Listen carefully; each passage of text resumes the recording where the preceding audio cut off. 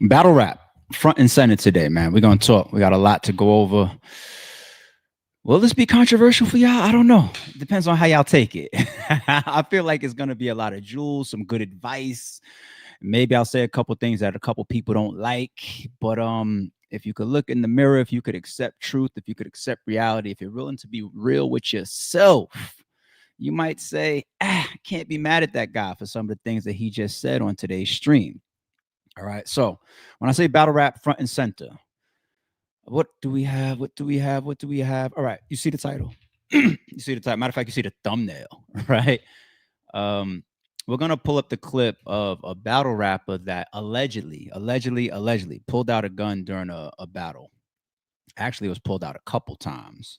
We're gonna watch the footage. I'll give y'all my reaction to that. I'm going to take a look at the upload on the league side of it as well. Give y'all a little bit of feedback and some commentary there. Then we're going to go off into Coffee Brown. She had her battle this weekend, I believe, right? Maybe yesterday. We're going to talk about some of what happened there. Then I'm going to go to T Top. T Top, we got to talk. T Top, man, it's your turn. It's your turn to hop up on the Sorry It's True podcast. You know, come get up in ARP site. All right. I see some things, man. So I got to talk to you, Top. It just is what it is. All right. What else do we got? I got Anwar. All right. New Jersey Twerk's manager. I don't even know if I need to say that, though, for everybody that follows battle rap. If you really follow battle rap, you know who Anwar is. Very prominent figure within battle rap, host or co-host on the Champion platform. Very outspoken gentleman. Once again, manager to New Jersey. I'm not even sure if he manages other battlers as well. Good guy. Good guy. But did he say some good things or did he say some bad things? We'll see. We'll look at it. I set y'all up in my intros a lot, so you don't know where I'm going. You know what I'm saying? Is he gonna be on some shit? Is he gonna get at somebody? Here, like, watch this. I'll do it right now live with y'all because I'm that good. Froze is in here. He just added himself to the topic list. Good job. You just added yourself. You should have just sat here quiet and shut up. Now you're on the list to be targeted today too. Will that be good? Will that be bad? I'm that good, Froze.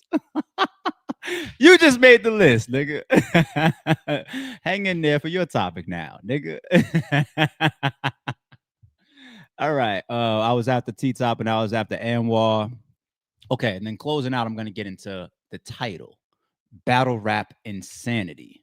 The harsh truths. Okay. After that, we'll leave battle rap and we'll get back into our typical celebrity drama. I got some Cardi B up here today. What else do I have? I have some Charlie Kirk stuff. We've been covering that as we move the channel a little bit more into expanding politics, more and more this previous week or two, right?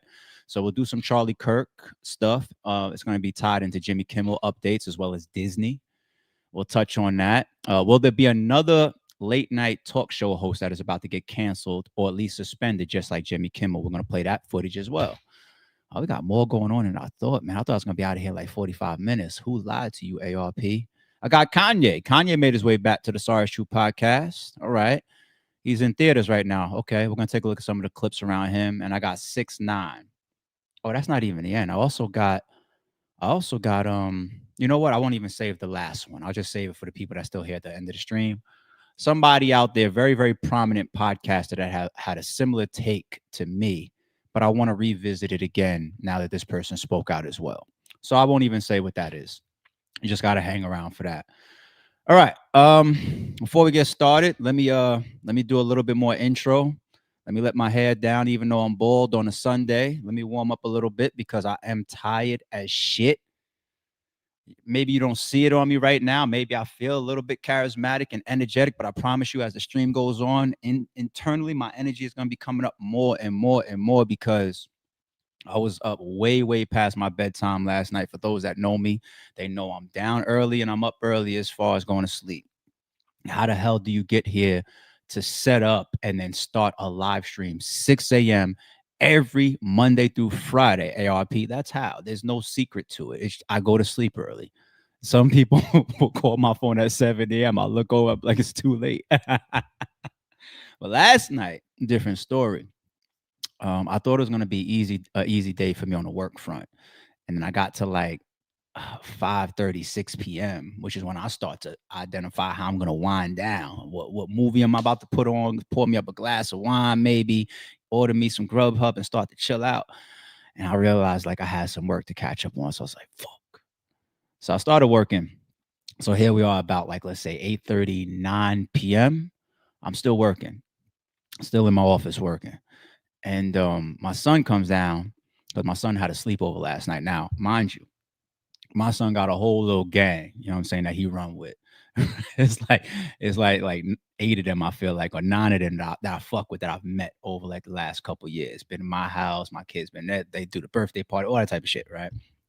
And so he texts me on his way home from school uh Friday. He was like, "Yo, can I have a sleepover either tonight or tomorrow?" I was like, "Yeah, let's do a Saturday. Let's do a Saturday." And now I gotta tell my son, two is the tops. That's it. No more than 2 people. Because I've done times where I've allowed my son to have sleepovers with like 4 or 5 people.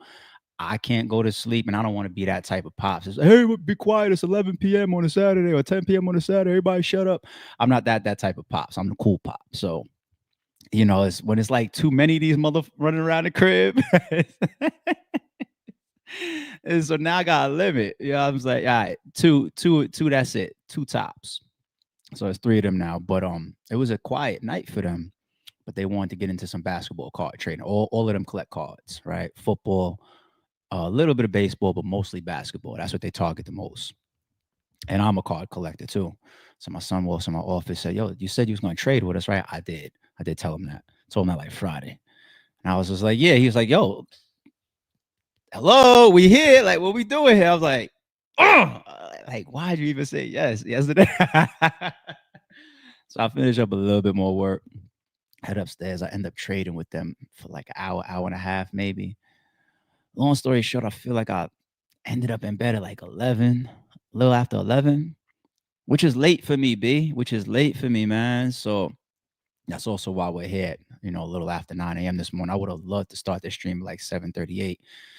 But little man, his friends, I got some good deals, by the way. So it was worth it. I got some good deals. But last but not least, I would say this, people, parents of the world, if your children are into hobbies, especially hobbies that have things that contain assets, things that can appreciate with value. There's so many factors in it that's dope. They learn how to value things. They learn how to take care of things. They learn how to negotiate. They learn how to say yes. They know how to say no. Like I'll throw a couple deals out there sometimes to my son or some of his friends, and is that a good trade for you? Or like I'll catch you slipping. Like, oh, you just got taken advantage of, or you was too excited to get this particular player, because some of these things really, really hold value. Like my son literally traded me a card last night that was worth about $425. It was a Steph Curry. And he's good now. He's real, real good. Time has really been teaching him, the deal that he got for it and that I got, very, very fair. He uses all these apps on his phone. Like he watches Whatnot a lot. I'm talking to my card collectors now briefly. Like shout out to A Ward. You know what I'm saying? He uses Ludix.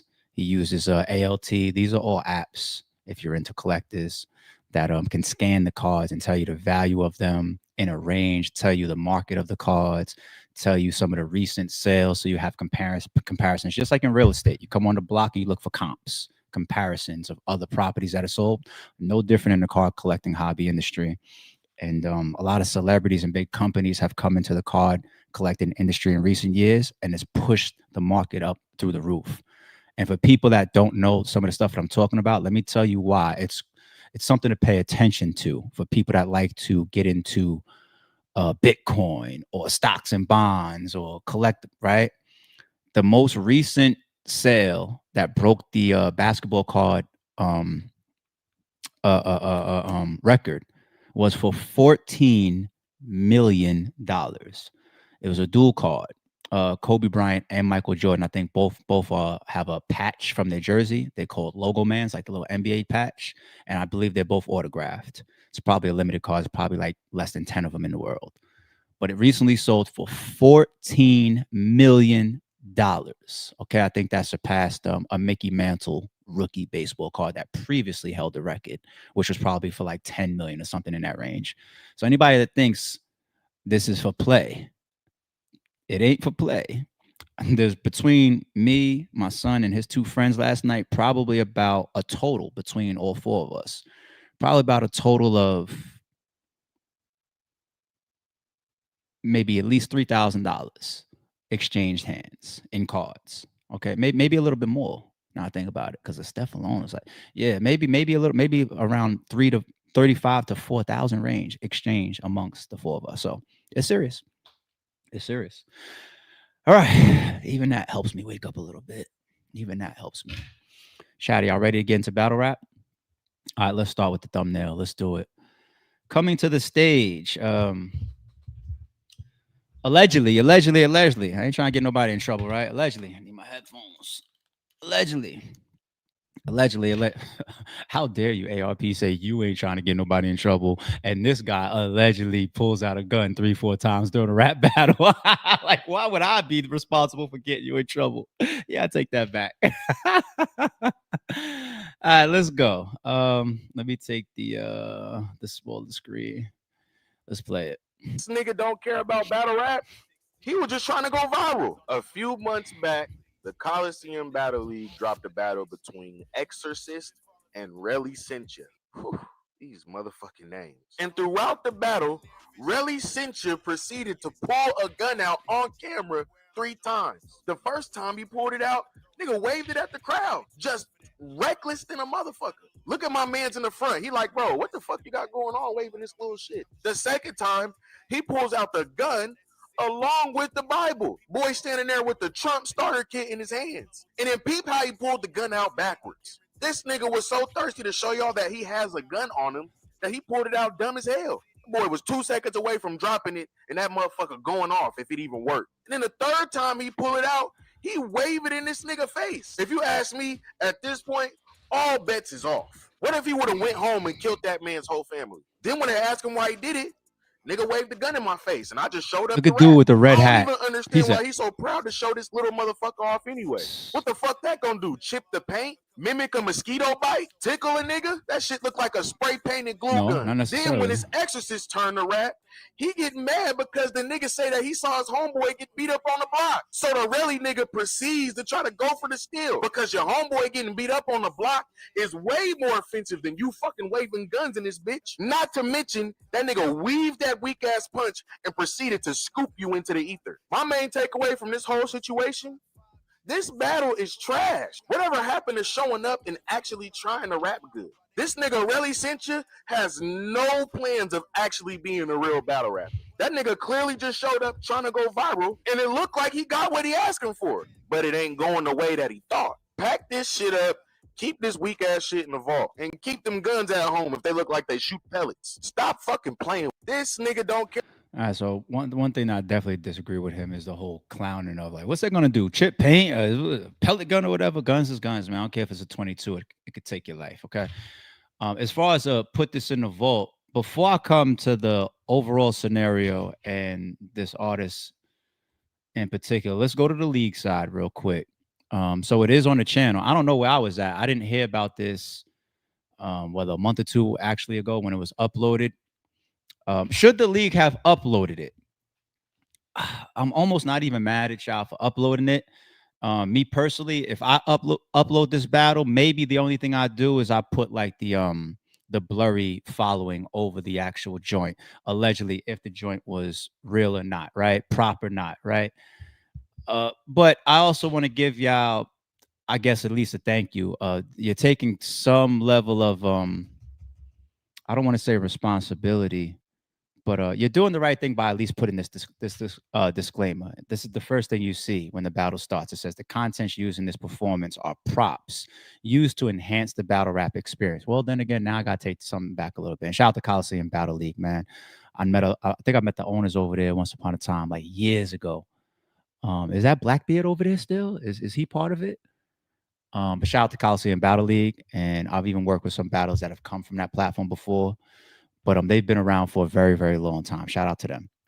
But damn, like when it says enhance the battle rap experience. I just hope that you will put between a rock and a hard place because this is not leagues the way that we want to go about telling battlers to enhance a battle rap experience. Pull out a knife, pull out a gun, pull out a stick of TNT.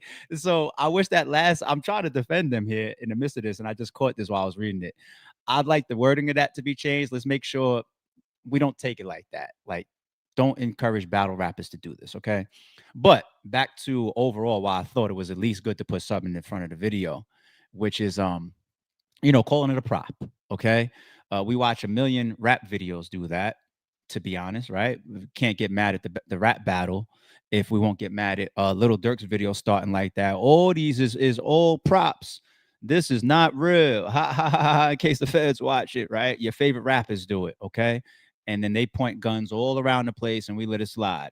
Doesn't mean that hip hop videos and battle rap is the same, right? In that regard of how we present the actual content. So I'm just giving them some credit for at least taking this position if they were going to upload it. All right. So the name of these battle rappers is Exorcist and Reliencia. Reliencia? I don't know how to pronounce that. But okay. The video's only got 925 views. All right, so now it's gonna have whatever views that this podcast does. A couple thousand. All right. All right. Let's get into reaction. Let's get into reaction. Let me come over here, jump on this screen, and let me go ahead back to full and let me bring the artists up while we're here. Why not? Let me bring up both of them. There we go. Okay, cool. How do we feel about this? So, first and foremost, it's not responsible of me to come up here and promote like this is a good look. Entertainment value or not. I think I remember only 2 times a gun was revealed in a rap battle.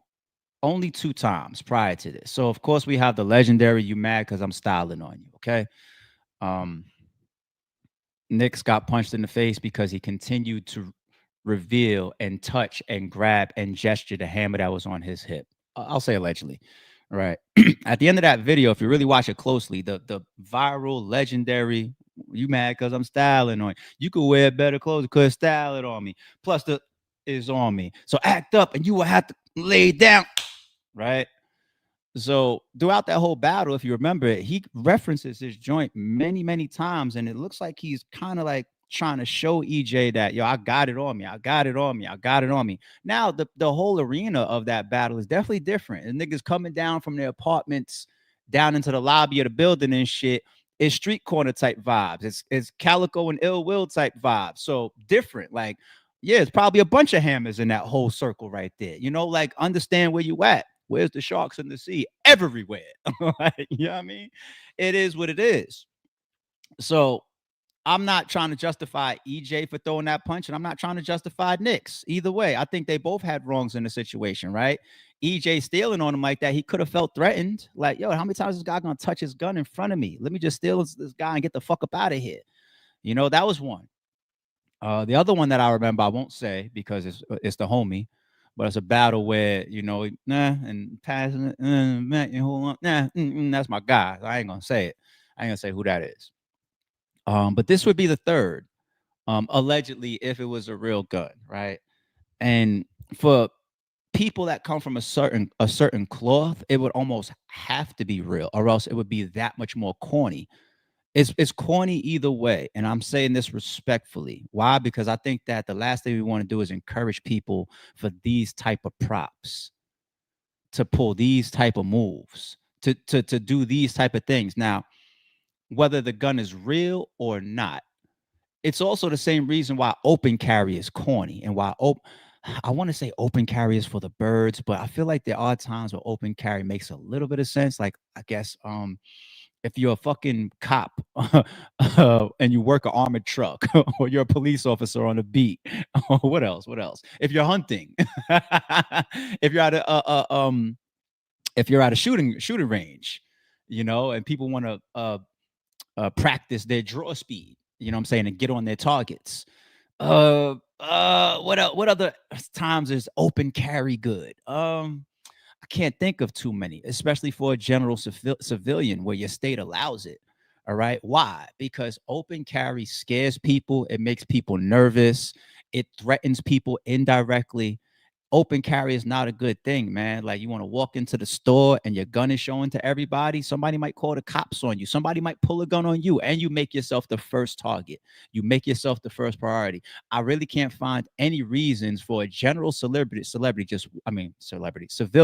walking amongst the world in the streets, open carrying. I can't think of any good reasons why. Somebody would have to tell me. I've been against it my whole fucking life. But anyway, so when you flash it, it's not open carry, but it's revealing. It's revelation.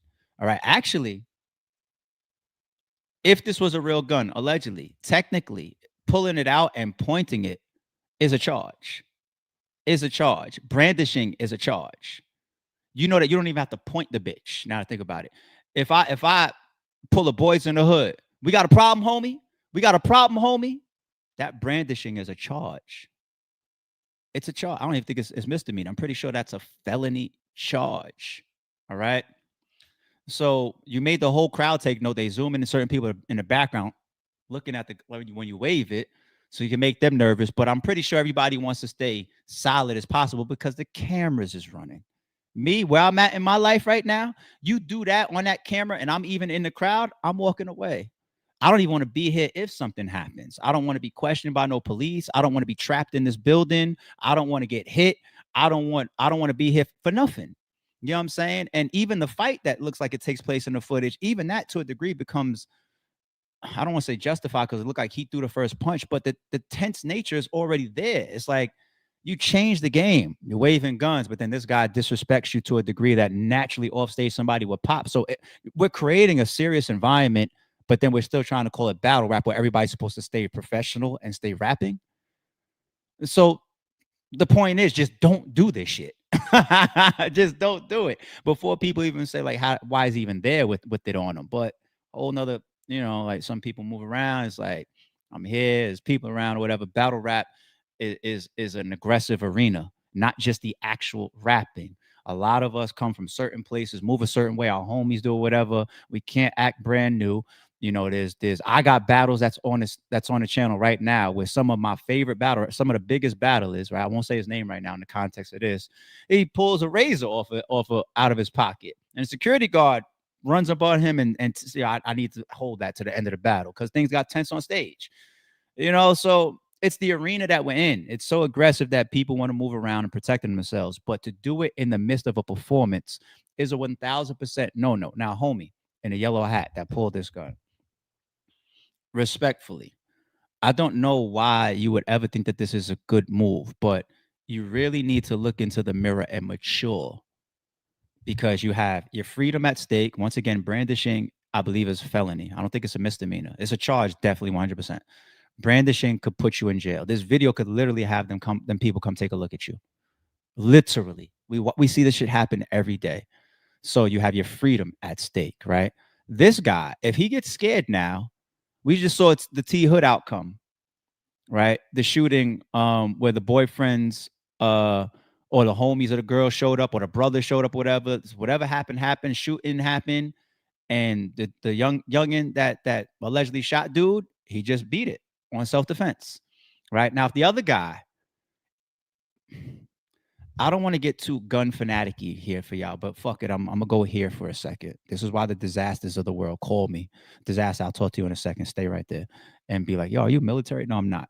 But they have a teaching in gun manipulation, self-defense, and reaction teachings for gun carriers. It's called waiting your turn.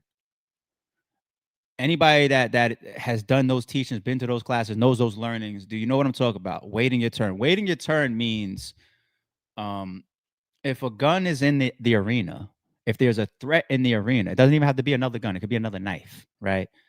If somebody is robbing a bank, right? And I'm in there and I have a gun, right? Because remember, valid shootings also can be justified by me protecting other people. Okay.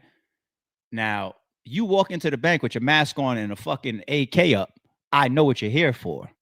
Waiting my turn means that I wait for the right opportunity to get my gun into play. You know what I'm saying? So the teaching of that is like this man across from you in a black hoodie. If you pull this joint out, this fake gun, I'll say prop gun, and you point it at him the way you did, right? Waiting your turn would be that he's just like, oh shit, I can die in this rap battle. That's in his mind. And then you put it away, you put your joint away, and then you go back to rap, and then he says, now it's my turn. I already feel like my life is in danger. I come off my hip while I see you turn around and rap to the crowd, and I shot you dead mid-center to protect myself and everybody around because you already waved the gun to the crowd and you already pointed it in my fucking face. We're all threatened. That guy's going to beat that charge if he reacted like that. I think he would. So you're playing with your life. You're playing with your freedom. And this is not battle rap. And if you notice, I'm not even disrespecting the man. I'm not coming at him. I ain't screaming. This is just good advice if you are big enough, man enough, and receptive enough to understand why this is wrong and to never pull stuff like this again. And for all of us to remind the entire battle rap culture, this is a no-no. This should not happen. Lives could be lost. People could be hurt. Charges could be caught. You know what I'm saying? So young man, look in the mirror and realize I should never do this again, ever. Okay? All right, let's leave that alone. We still in battle rap, people. We're gonna be here for a little second. All right. Next, let's go to Coffee. Let's go to Coffee. Let's go to Coffee. So Coffee had a battle. What's her name? Renaya. I hope I'm not mispronouncing that. My first time seeing her or hearing from her. But this title here says Renaya violates Coffee Brown, your baby daddy gay, by the pound. And this is uploaded by Hip Hop Israel. Shout out to Hip Hop Israel. I'm going somewhere with this, people, but bear with me. All right, let's see what's going on. You just came back the other day. You know what that means? I already got paid. I'll put any bitch down coming to my country trying to infiltrate. It could have been a white girl or an Indian lady. I don't discriminate. I'll even put a black woman down like Ginger J. And I heard your baby dad's gay. He chose a flag over coffee. He's on his coffee break. And I heard your baby dad's gay. He chose a fag over coffee. He's on his coffee break. So let's get. He chose a fag over coffee. Come on, man, with the F word. So let's get one thing straight. All your gun bars are dead. We know the only thing you're shooting is. Let's get one thing straight. Went over y'all heads. Admit it. Content in beds. So don't get all your gun bars are dead. We know the only thing you're shooting is content in bed. So don't get comfortable around here. We ain't in your ends. I could give a cracker change to rob coffee and ends. If they see me lean back, so my arm can extend. I'm like Sonic with a telephone tucked in my hair. Let's go, Okay. Now, you know, we got let's be fair over here, ARP. We got some bars from Coffee. Let's bring them up. Shout out to OTF TMZ.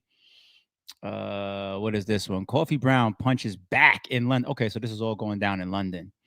All right, let's see. Summer breaks, free lunches. Y'all remember rushing home to make ice pops and ice lollies out of juice? Well, that's what taught me how to eat punches.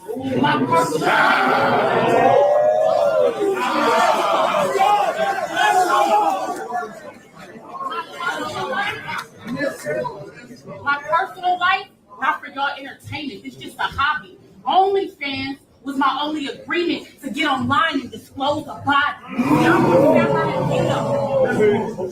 from San Bernardino. That means I'm from the street. You can't knock Coffee out. I wasn't made to go to sleep. I've been elevated since I came. You could think I go. Summer breaks, free lunches. Y'all remember rushing home to make ice pops and ice lollies out of juice? Well, that's what taught me how to eat punches. Okay. I see T-Top standing there. And like I said, I got a T-Top topic in a second. This is T-Top's joint out in London. My bad, y'all, for not knowing. I see Straight Drop. This is T-Top's card, y'all, in the chat. If so, once again, shout out to T-Top. Queen's in the building. Queen said Coffee outfit is interesting. I'll say one thing about coffee. Coffee, the thing about being in any lane of entertainment, especially music and of course battle rap, image is always a part of it. It's a huge part of it. Okay.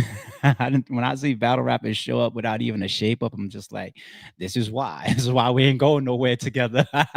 Like, you got to sell this shit. Like, we all got to look away, look a presentation, be believable. The fans got to, how many times do we got to say, take like a guy artist or a music artist or if the girls want to be you and the guys want to be like you already have that it draw to you. You have the marketability, okay? And then you complement that with your actual artistry and talent, and you should have a nice little opportunity or a nice little lane. All right, that's how it goes. So one thing about Coffee is she's same thing as Yoshi G.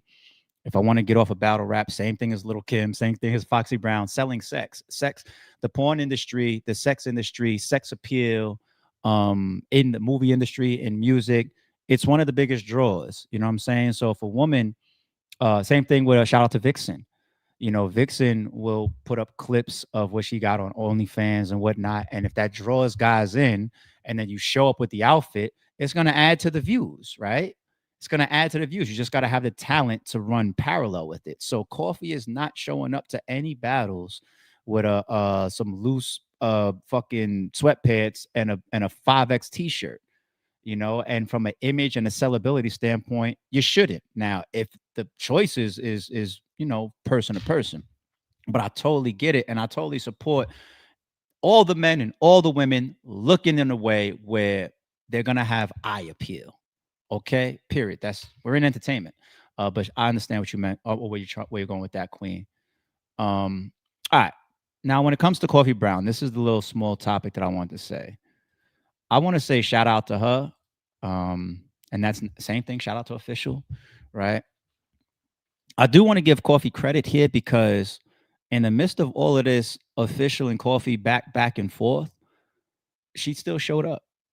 You know how many battle rappers would have used all that drama, especially if you're saying it involves your deceased and your family, and you're saying lawyers are emailing you and whatnot, would have backed out of the battle in the midst of all of this. And even if they did show up, possibly not even been prepared because your mind is so sidetracked, right? The fan, like Coffee's and Official's controversy, if you go back to last weekend, if the two biggest topics was Official hitting Coffee Brown and the aftermath and the baby father and this and that and them going back and forth, airing each other out that and the Mook and Hitman battle.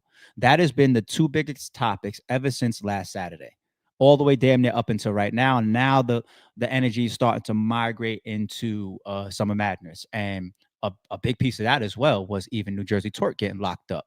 And I knew it in my mind. I just forgot to say it in stream while I was talking. I was just like, if Twerk gets out, URL knows what to do. It's gonna be a trailer. They're gonna use it when Twerk walks out on that stage today versus Loaded Lux. He's gonna get extra attention and energy because of that. Like, yo, I'm here, fresh out of, you know what I'm saying? Like, real talk. That's how it goes.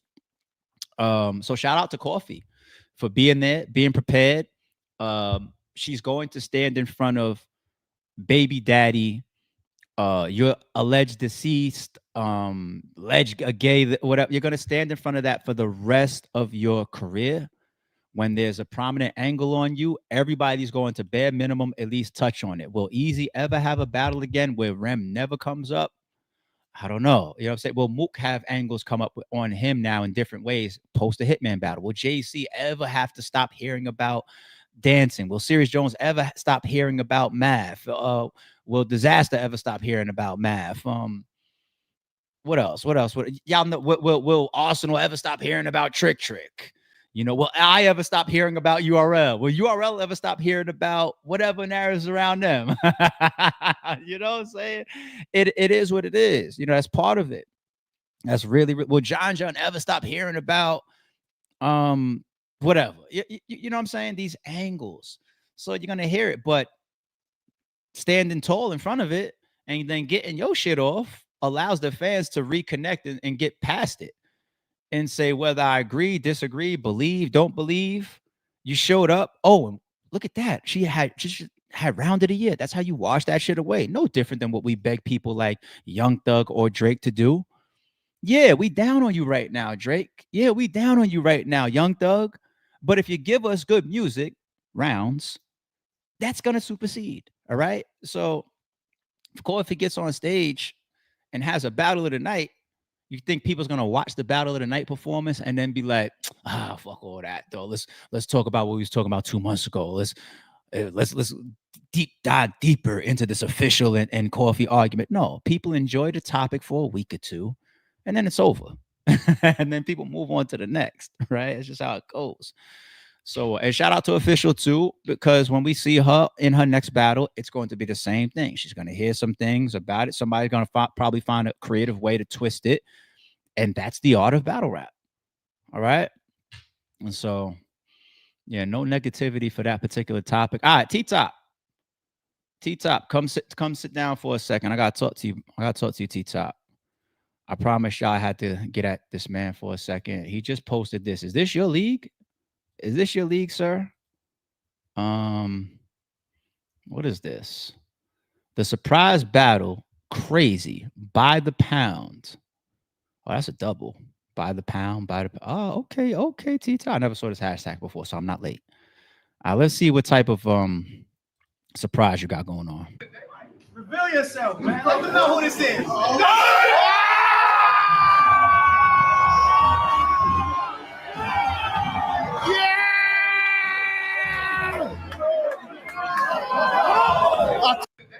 Reveal yourself, man. Let them know who this is. Oh, but ARP, you could brandish though? Mine is clearly a nerf. One more again. T-Top, let me talk to you, young man. Reveal yourself, man. Let them know who this is.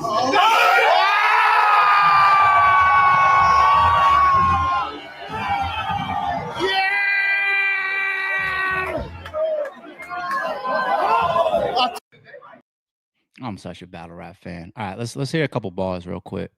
Let's hear a couple bars. I will have you man blind, that they will find you in the ambulance. Stretched out on the corner, laying there, still hanging on to nothing like a Man U fan. What? Are you crazy? I will have you man blind. All right. They will find. So before I get to disaster, let me go to T-Top. So T-Top, man, once again, I believe this is his joint.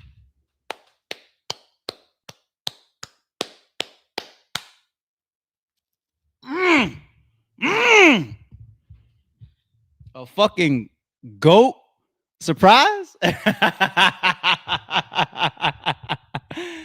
mean, I've got blogs on the channel arguing because my Mount Rushmore changes, same way my top 5 TV shows of all time, y'all saw it on the stream the other day, changes over time. Just the evolution that things continue to happen. I've argued disaster on the Mount Rushmore at times too. If you don't, then you don't know battle rap. Okay, there's like 10 of these motherfuckers that all have an argument for the Mount Rushmore. He's absolutely one of them.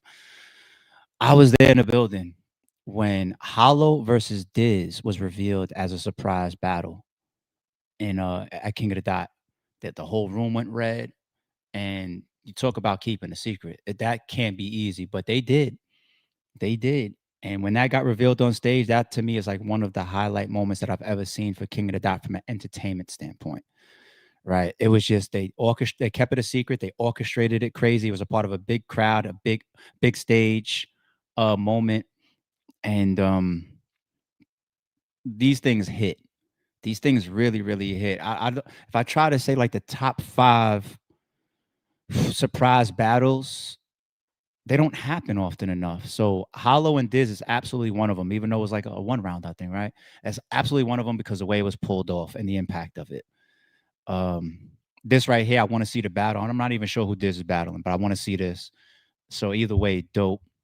Like I throw RBE in the mix, that Arsenal and B Magic in the midst of a max out 3 type of card. And the way that event was going, and to pull Arsenal and B Magic in Crip on Crip, you know what I'm saying? B Magic, the 4th St. Louis King, bring him on. Arsenal, another Lions Den person, and there was a Lions Den theme of them all being on the same card since the first time since the DVDs again on Max Out 3. Like the narratives and everything around that matchup. And it was voted one of the top battles of the night. And I think B Magic was voted one of the top performers of the night when we gave the bag away. Now think about it. Fuck that. Don't be humble, ARP. Arsenal, when you incorporate all the intangibles the same way I just tried to give credit for Hollow and Diz, that is top 5, I think, battle rap surprises. I'm not remembering them, so drop them in the chat of what the other ones are. But a T-Top, man, this is incredible. This is incredible shit. So shout out to you. And now, as far as Diz has been through his career just like many other GOATs in top tiers, where they're up on you or they're down on you, okay?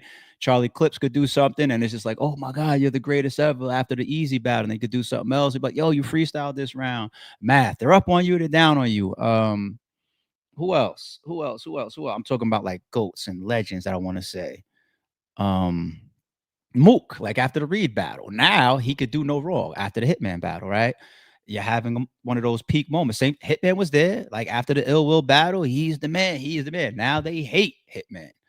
Who else? Some of our GOATs and big battlers and legends that go through the ups and the downs. Shine has been there. Surf has been there. Surf definitely has been there. Surf is a guy where y'all damn near acting like I wanted to push him into commentary, you know, because he was the 40 bars battle, the Lux battle, the jerseying all the time. And he got his footing and he came back and he dropped like a massacre, I think, on John. And then he went on a run after that with JC. And after that, he was just like, I'm here, I'm consistent. And now you're back up, right? There's the same thing. There's no different. Probably had times where he was down around the math thing. Along the way up until today, there's battles that he's delivered that were just absolute classics, like him versus Danny Myers, absolute classic performance. Disaster versus Iron Solomon, that's probably in my top 5 battles of all time. Disaster versus Iron Solomon, real shit. I revere that battle so much. I did a video with Diz to ask him, breaking down how he put those rounds together, those 3 rounds versus Iron Solomon, man, incredible. And then of course you get up to the real sick battle, and then everybody's down on you. All right, horrible performance. Let's keep it 1,000. But he's still a GOAT.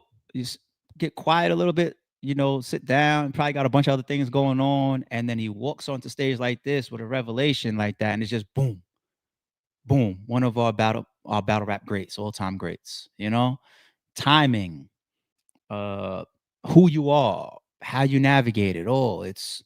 I feel like we cover this type of stuff all the fucking time.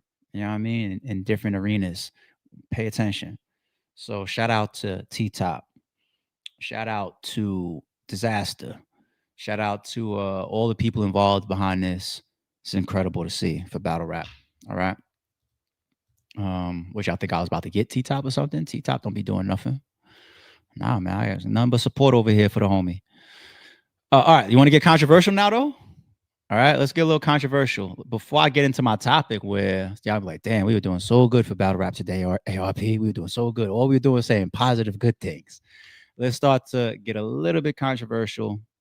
But bend the corner by starting with our guy, Anwar. So, Anwar has a 15 Minutes of Fame interview. Wait, do you want to call it responding? No, he's definitely let it be known how he feels towards bloggers, media, maybe even, I can't really blame fans because fans are just fans.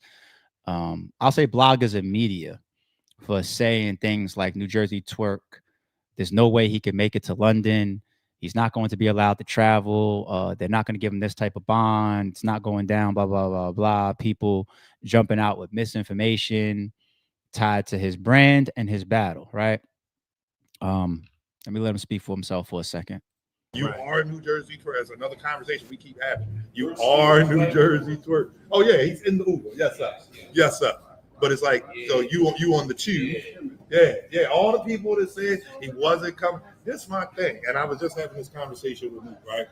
I'm not no street nigga. I don't pretend to be one. I don't claim to be one. Respectfully, I don't want to be one. But we still do that later on. So okay. All right, Mookie, say all right, make sure. All right, sir. It's battle rap is full of street nigga. Everybody in battle rap is the toughest street nigga that's ever walked the planet. I saw your record, man. It's like I don't even know how you got into London, man. You got so many robberies and attempt murders and everything. I don't know how you got all that. Oh yeah. Yeah. But on a serious note, like when everything happened, I'm watching, I'm on Twitter. and I'm looking at people make blogs, and these are people that you know claim to be from the street, claim to be from the hood, and I'm watching them just speculate. Now, I grew up in an era where you don't talk about some shit that you don't know about. You just mind your business. I get it. Oh, I'm media. So if you media, then fact check. Find sources. Do what you need to do to make sure that what you're reporting is accurate. That way you don't have to do a blog, because you do your blog now, yada, yada, yada. Oh, there's no way he's making it, even if he does get out of jail. There's no way you can't travel while you're on bond. Well, let me break this shit down for y'all. And again, I'm not no lawyer. I'm not no street nigga, but I'm a nigga with common sense. And I can read. There are different types of bonds. There are secured bonds. That's when you got to put money down in order to get out of debt. Those bonds almost always have stipulations. Then you have unsecured bonds. In Philly, we call it ROR, release on your own recognizance. That means that you just a man of your word. We don't think you're not going to show up to court, so go ahead, sign yourself out, and we'll see you on whatever your court date is. Right. If you get that, now just hear me out and answer me this seriously. If they say, the court says, we trust you to just show up, you ain't got to give us no money or nothing, why would you then think that they're going to have restrictions? It's literally saying, we trust you to just show up. That's why you don't have to put no bread up. That's unsecured bond.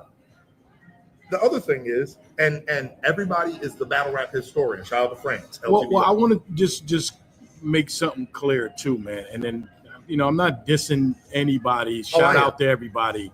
But it is a fact that sometimes, like, you got to get the information first. Exactly. Right. So because again, even I couldn't get a hold of you. Correct. Couldn't get a hold of Beasley, and I knew why. Y'all were trying to figure this out first. So I was like, all right, I'm gonna wait to hear from y'all, and then I'll hear. And now I have a question for you. So, as somebody in media that I do respect, you did that. You called me. That's a fact. You did, and you text me. But you know I'm in the middle of trying to figure this shit out. Why didn't you then just turn your camera on and guess like everybody else? Well, you know I don't do that. Oh, okay. I don't do that. Oh, okay. And again, I'm not dissing anybody I am. That's I'm sorry. I'm gonna cut you off, man. Because because that pissed me off.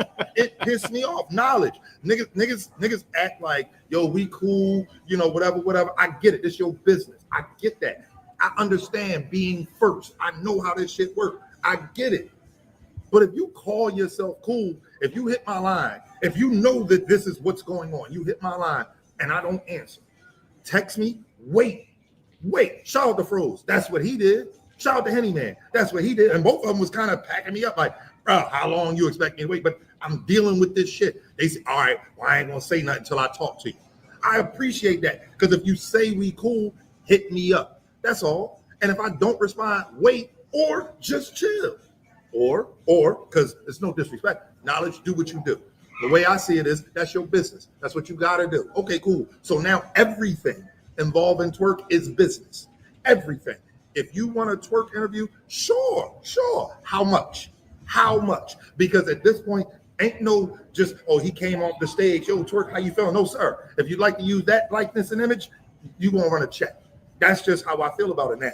Because at this point, with something like this, you have made it all business. Because again, I didn't answer the phone. I'm gonna hold that L, but you could have waited. That's what Froze did. That's what Henny Man did. All right, cool. You as well. You hit me. You didn't get an answer. Then this was my favorite one. I go on. I see Jims did a blog. Jims is going out there. He's reading, and Jims, according to him, not a street nigga no more, but he did play in the streets. I don't understand how you can read that paperwork that is literally online and not put two and two together. If that paperwork don't say to anybody, again, I'm not sure. I can read that and say, damn, look like he put his car in a bitch name. That's what it looked like to me. I talked to Henning, he said, that's exactly what I said. When I talked to you, I'm going to go ahead and say it. When I talked to you, you said, that's what it looked like to me. Like, I don't understand that. But y'all see it, and it's like, he tried to steal somebody's car. I'm seeing all these narratives about what happened. He got locked up on the way to the airport. He got locked up at the airport. He stole somebody's car to go to the airport. Niggas is just literally making shit up. And it's pissing me off, because it's like, all y'all motherfuckers on Twitter, y'all can at me when it's a joke. Y'all can at me when it's I was trying to play it straight through, but hold on, somebody. I wasn't ready for that. Yo, somebody dead. What? Yo, one of our main bloggers or main media outlets better not have a video saying, "Yo, I just want to report to y'all. Word is, Twerk stole a car to get to the airport, but his luck's battle." Y'all is sick if y'all going all the way to that level. But hold on. All right, go ahead. Do your thing, Edward. My bad. this or that. Y'all can at Twerk, this or that. But when there is something and you want to report it, you can't at me, you can't DM me to say, yo, this look crazy. What's going on? Is he gonna make it? Niggas must have forgotten Summer Madness 8. John went through a situation like 2 days before. He got out, made it to Summer Madness, made it through customs, came, did the main event. I appreciated his tweet for reminding people, but that didn't pick up traction. Like, but that shit, it pissed me off, bro. And the way I see it is this: motherfuckers in this culture just want the negative. They don't care about the facts. And even if the facts are easily accessible, even people that I don't fuck with like that will hit me up. Piperboy hit me up, asked me, yo, what's going on? All right, I have enough context. Shout out to you, Anwar, once again. There's a lot of branches to this right here. So me personally, I'm glad I was, respectful about it and didn't over speculate. Didn't even make any mention of will he or not be at the battle, will he make it or nothing. As a matter of fact, I think when we were streaming, we even let the chat help us out. Like, oh no, he's out right now. You know what I'm saying? So every blogger and media outlet is different.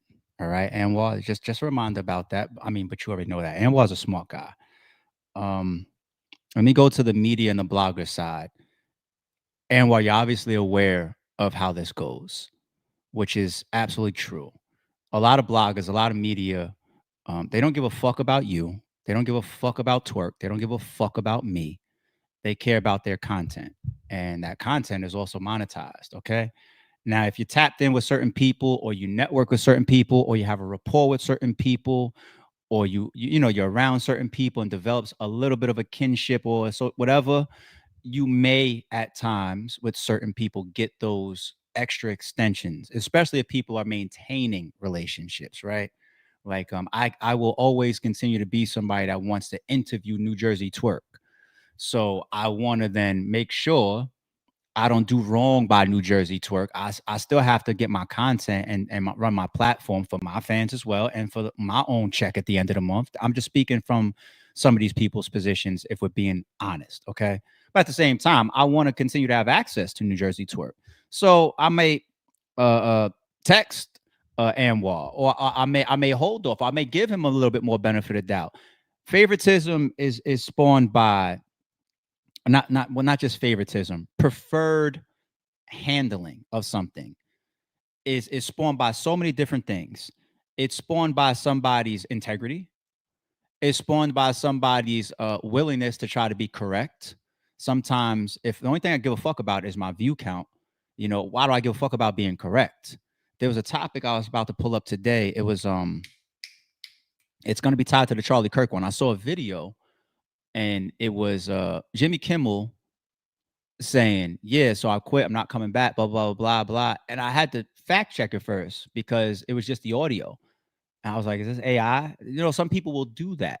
Some people want to be as correct as possible in front of their fans. Other people don't give a shit. I've had people tell me, I'm Illuminati and all types of shit. Like, so I think that Anwar, as smart as he is, he really is a smart guy. I think he's right here just venting. There's no way, as smart as Anwar is, he actually believes that people will change and adjust to that. They do it to all of us. And people that don't have ties to you, don't have ties to Twerk, all they prioritize is their content. They don't need to rub shoulders with you. Their content is all about them. And it's not even about the integrity part of it or being correct. Sure, those videos are going to spawn up with people saying, yeah, I'm going to let y'all know right now. Word is he stole a car to get to the airport. And I'll tell y'all another one. There's no way he's gonna fucking make it to this fucking. They're gonna take strong and let me also be fair. by interjecting, they're entitled to their opinions. And sometimes the way people present their opinions even can show you the type of people that they are, right? Some people don't have street backgrounds. Some people don't have integrity backgrounds. Some people are known liars. Some people are over gossipers. Some people don't like New Jersey Twerk. Some people don't like you. Some people, you know what I'm saying? I've been there at the center of all these different reasons why somebody could run false narratives on me. Um, it doesn't necessarily justify it, but I think that's why I say everyone knows this, but the after effect is what matters then. So if you really feel like this, then yeah, switch things up and remember, like, some of these people I thought was cool. Okay, cool. No, pay for this interview now. Hey, fuck it. You know what I'm saying? Like, it is what it is. You know what I mean? Do that. Do that. But there's no way for me to look at certain bloggers or these type of reactions and be shocked. Not in my shoes. Fuck no. I'm not shocked at all. You know what I mean? This is just what happens. Um I didn't think that there was a no chance of Twerk making it. Yep. Catch cases, hoping to judge R&Rs. Most times find themselves locked up behind bars. There's a battle rap. I won't say his name right now in this particular context. He got locked up before a battle with me, and I'm sitting there biting my nails down to the wire, and he calls me. He's out. He's out. And I'm just like, oh shit, you out? We over here figuring out how to get bailed. Boom, boom. What's gonna happen? Quarter ROR. I was like, oh shit, good. Bet we on. You good? You straight? You mind there? All right, let's go. Surf went straight from jail to a battle too, right? Wasn't that the Big T shit? Hollow, same thing. He gave that example. It happens. You know how many times I bailed rappers out? You know what I'm saying? So me personally, I have enough experiences.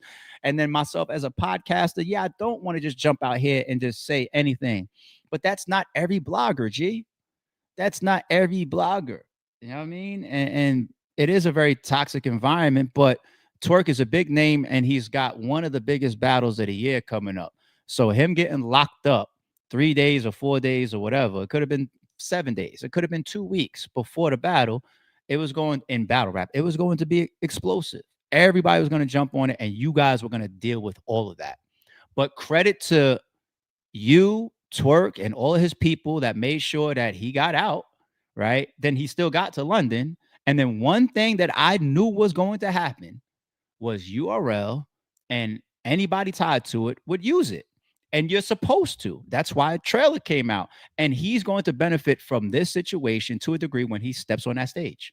So if anybody is watching the Vegas odds of Twerk versus Lux, things like this could sway it a little bit. I'm telling you, he might be more of a people's champ in the building behind this shit. Like, thank you for making it to the stage, Twerk. Yeah. Yeah, I mean, shit, I've seen people not show up to battles for way worse, let alone getting locked up a couple days before. I see motherfuckers, you know what I'm saying, talk about they just got off the phone with Drake. As so what are you gonna do? You know what I mean? So shout out to Twerk for getting out there. And now we get to see the battle still. You know what I mean? But Anwar, I'm gonna summarize it like this. Anwar is right in what he's saying. But his frustration is almost showing as if he doesn't know that this is how this would happen, or people would do that. You know what I'm saying? I didn't watch some of the blogs that you might be referencing, but I'm pretty sure, I would have those expectations in some of the content and some of the takes out there regardless. And once again, Anwar is very smart, so he knows. He's just upset. All right. He just doesn't like the way certain people maybe didn't give him that extra courtesy or give Twerk that extra courtesy. They will show you how cool they are with you one way or another. Sometimes it takes a while. I mean, sometimes you get showed the caliber of relationship that you have with somebody when you no longer have something to offer them, or the moment you're in trouble, or you know what I'm saying? These motherfuckers, it's time to, they on that academic shit. We got content. Happens to the best of us, G. All right. Now my own battle rap topic. Let's get into the title. Battle rap insanity, the harsh truth. So coming off of those topics this morning, I knew I said, all right, we got the guy with the alleged gun. We got Coffee Brown making it to her battle and facing backlash, but also addressing her recent drama, which is I think is good. We got the Twerk and the Anwar stuff. And I said, you know what? Let me just rehash, some of battle rap's realities to end this off. So when I say battle rap insanity, we use the word insane so loosely. I don't mean insanity like, oh, all these topics that we're discussing this morning means that battle rap is crazy. Nope, you might have been misled if you read it like that. I want to use the word literal, insanity. What's the definition of insanity? It's doing the same thing and expecting a different outcome. That's textbook definition of insanity. It's not hot. Psst, it's not hot. Psst, it's not hot. Psst. He fucking no shows a million battles. Book him, didn't show. Fuck it. Book him, didn't show. Fuck it. Book him, didn't show. He chokes in 90% of his battles. Book him, fuck it, damn, he choked. Book him, fuck it, damn, he choked. Same thing goes for the fans. Same thing goes for the leagues. I've made similar mistakes like that before too. I'm not an angel in that respect. Same thing goes for the bloggers. You guys will act like you want to get somebody up out of here. No. Let them have a nice content worthy. You see how that transitions off of the Anwar topic, a nice content worthy video or title to upload. You'll be talking about the same person that you was ragging on last month or last year. Talking about get him up out of here. Same bloggers who ran camp. I don't want to say this because you know what? You guys won't know what I'm talking about. So it's really just for him. And he knows we're cool. Same people that I literally have on their channels or previous channels of running campaigns. Don't book. I won't even say the battle rapper's name. Don't book him anymore. But he's a Harlem battle rapper, right? And fast forward, let him get booked now for a particular. They'll be right there blogging on it. But nobody stands on shit. You know what I mean? And you need that in battle rap to change certain things. It's never going to happen. I need to take my own advice when it comes to insanity. I put 4 up here to remind myself of what I want to go to. Stars, promo, for professionalism, and anyone could be here. So let's talk about stars first. Things like budgeting, things like high expectations, things like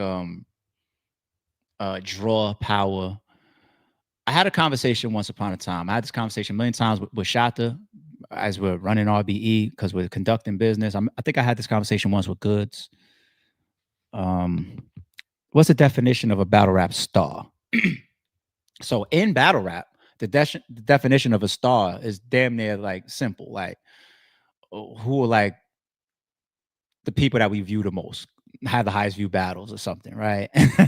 Like, or we like to watch the most. Like that's the definition of a star. Damn near in battle rap. For me, especially being, a league owner for 10 plus years and having that business side to my views and how I watch the market and the fan reaction and the actual metrics behind the scenes and the dollars turnover. Me being somebody that has those type of analytics, I have to have a different definition of a star. So my definition of a star when you're in an entertainment arena from a business standpoint is somebody that can carry a load on their own. That is a star to me. Okay? Meaning, if I announce a battle, but I only announce one person at a time within the matchup, right? If I say I got Calico coming up in my next main event, contract is signed. Here's the pay-per-view link. Here's the Eventbrite to buy your tickets to be in the building. Here's the trailer. Click play. Watch Calico and what he's saying about his ambitions towards the next RBE card. How many views does the trailer do? How many pre-purchase stage passes and VIP tickets get sold? How many pay-per-view pre-sales get sold? I see that from Calico, right? Now, if he's able to do that, move that needle, he's in battle rap based on how I watch the metrics over the last 10 plus years, he moves into the bracket of a star to me, for me.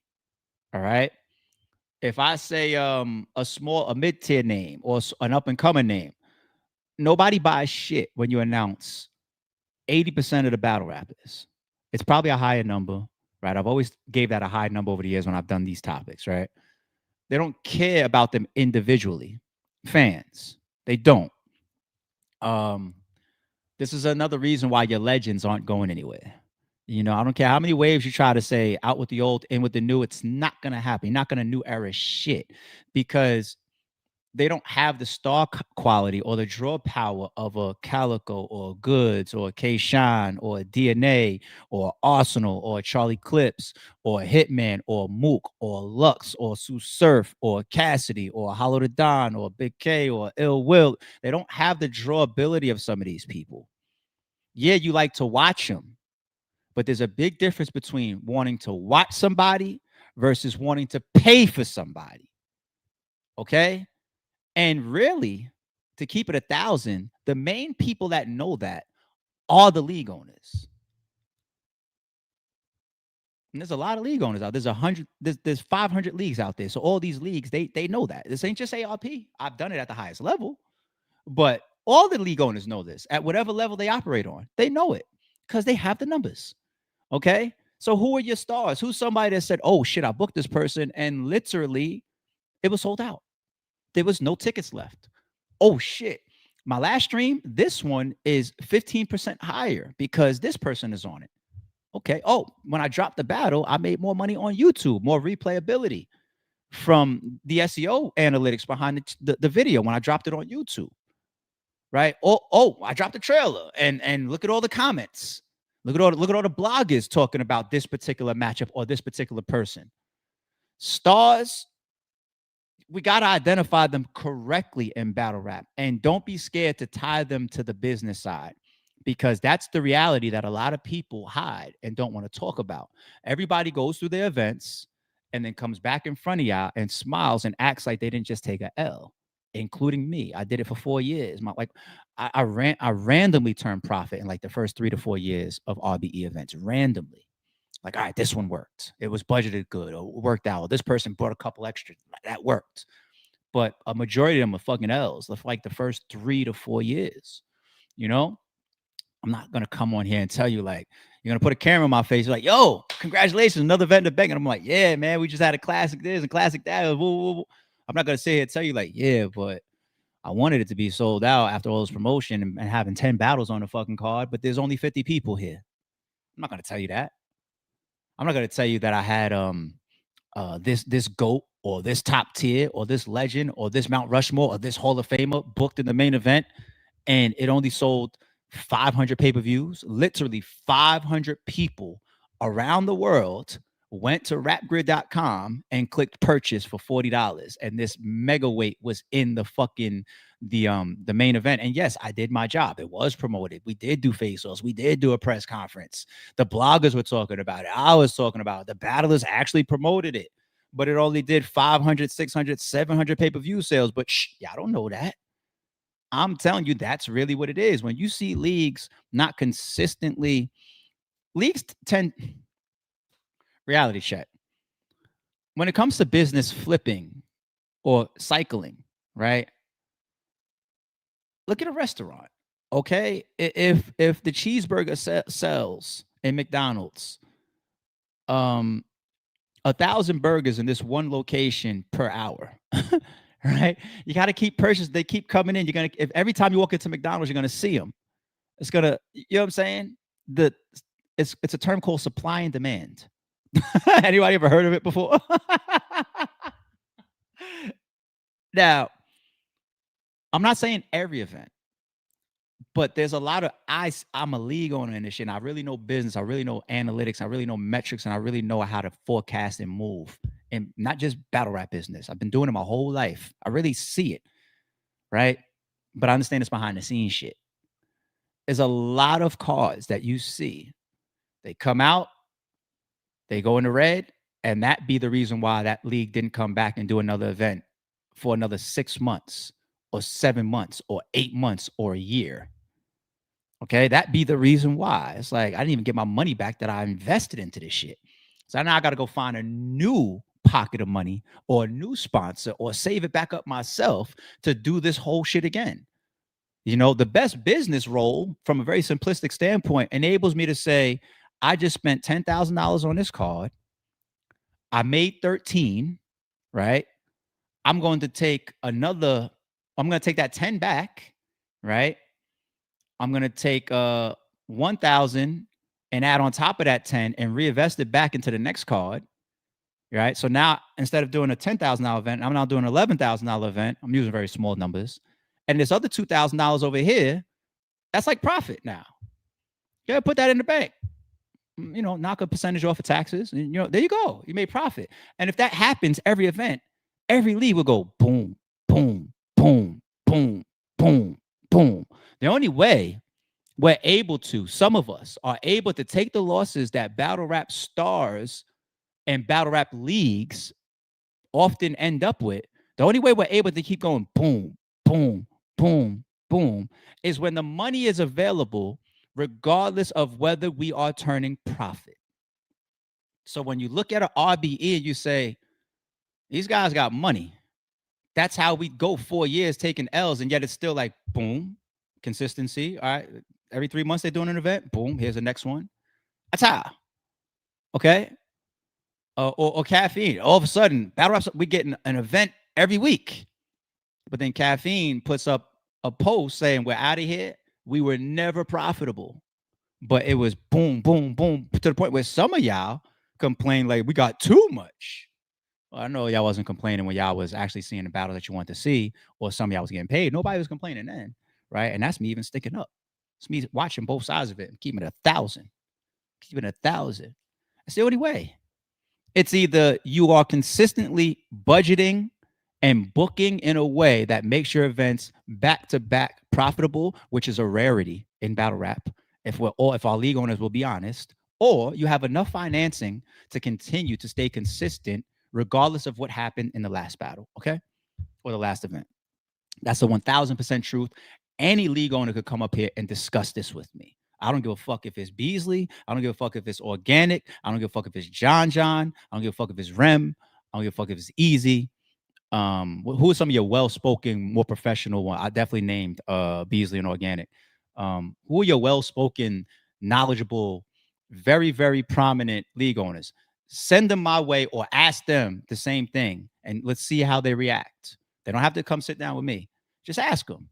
Let's see if our honesty matches, or if our opinions match, or if our experiences match. I know that they do, and I know some of the shit that really happens out there, but we're all just quiet and moving through it. Okay? So, my next one is promo as it relates to the title, Insanity. Just another example of us begging for things that just, how long do we have to complain about something? We might as well just stop complaining. Just work with people. Let me take a step back and say this. Bloggers, media, and fans, I would want you to apply the same to me. I don't care whether you're talking about my click and play on my podcast. I don't care if it's being a member. I don't care if I put out another Full Circle battle or card. Or don't buy my shit if I keep doing something that you feel you are complaining about or is bad customer service. Okay? Why? Because we as sellers, all of us, there's two things that make people change predominantly: money and violence. And I'm not trying to reference the fucking TV show. It's real. It's a real thing. It's a real thing. People would just try to laugh their way to the bank. If I'm not showing up prepared, if I'm choking, if I'm no showing, if the league is giving you bullshit, if the podcast is all lies, he does no fact checks, he does no references, he never has up-to-date news for you, don't spend your money or your time with it. People only respect money and violence, meaning if something changes in my pocket, I will change as well. Real shit, because I'm not promoting violence, so let's just stick to the money. That's the only way I'm changing, is if something happens in my pocket. Because if I'm able to sell this bullshit, or keep choking, or not take this shit serious, or not promote, but you will keep covering it, you will keep supporting it, you will keep buying it, why the fuck would I change? Why would I listen to y'all? The numbers tell me who's really right. You complaining about the cheeseburger or the food being cold, doesn't tell me whether it's right or wrong, because my numbers is either going up or they're remaining this consistent. So how many times do we say black and white or numbers? Is you could never argue them. Men lie, women lie, numbers don't type shit. I'm such the reference king. But it's reality. It's common sense shit too. Why the fuck would anything change? And there's just so much about battle rap that we know we would be so much larger as an industry if we would just do certain things. But we won't. I won't be insane with y'all. I don't predict that y'all will change shit. That's my prediction. Vegas odds. Shit. I don't predict shit, but I will continue to vent it. I will continue to get a game. I will continue to address it and speak on it. But will anything change? Nah. You gotta make a believe out of me at this point, because if I want to just say there's still hope, I'm the insane guy. Title. All right, so that's stars and promo down. Professionalism. I'll tie that to the example. I do want to give once again shout out to Coffee for showing up to her battle in the midst of all of this, being prepared still. I think that's dope to see. In the midst of all of her controversy. But I hate the fact that we all do, and I've been put in some of the tightest spots as far as like business is about to be ruined, my product is about to be ruined, my fan expectation, my reputation is about to be ruined. Like, if we can just have like 5 or 10 cards straight where everything that is promoted happens. Like, imagine if that was actually asking for a lot. Imagine thinking that I come out, I promote something to the fans as a league or as a battler, I actually sign a contract or accept a deposit or make an agreement in any form, because even a handshake or conversation on a text message holds up in court as an agreement, right? But imagine me as a league, I can promote something, or a battle rap, I can agree to something, and then assuming that there's a chance it may not go down, but I'm trying to sell it. 5 to 10 cards straight that are from prominent platforms, all back to back in a row, where everything as advertised is correct.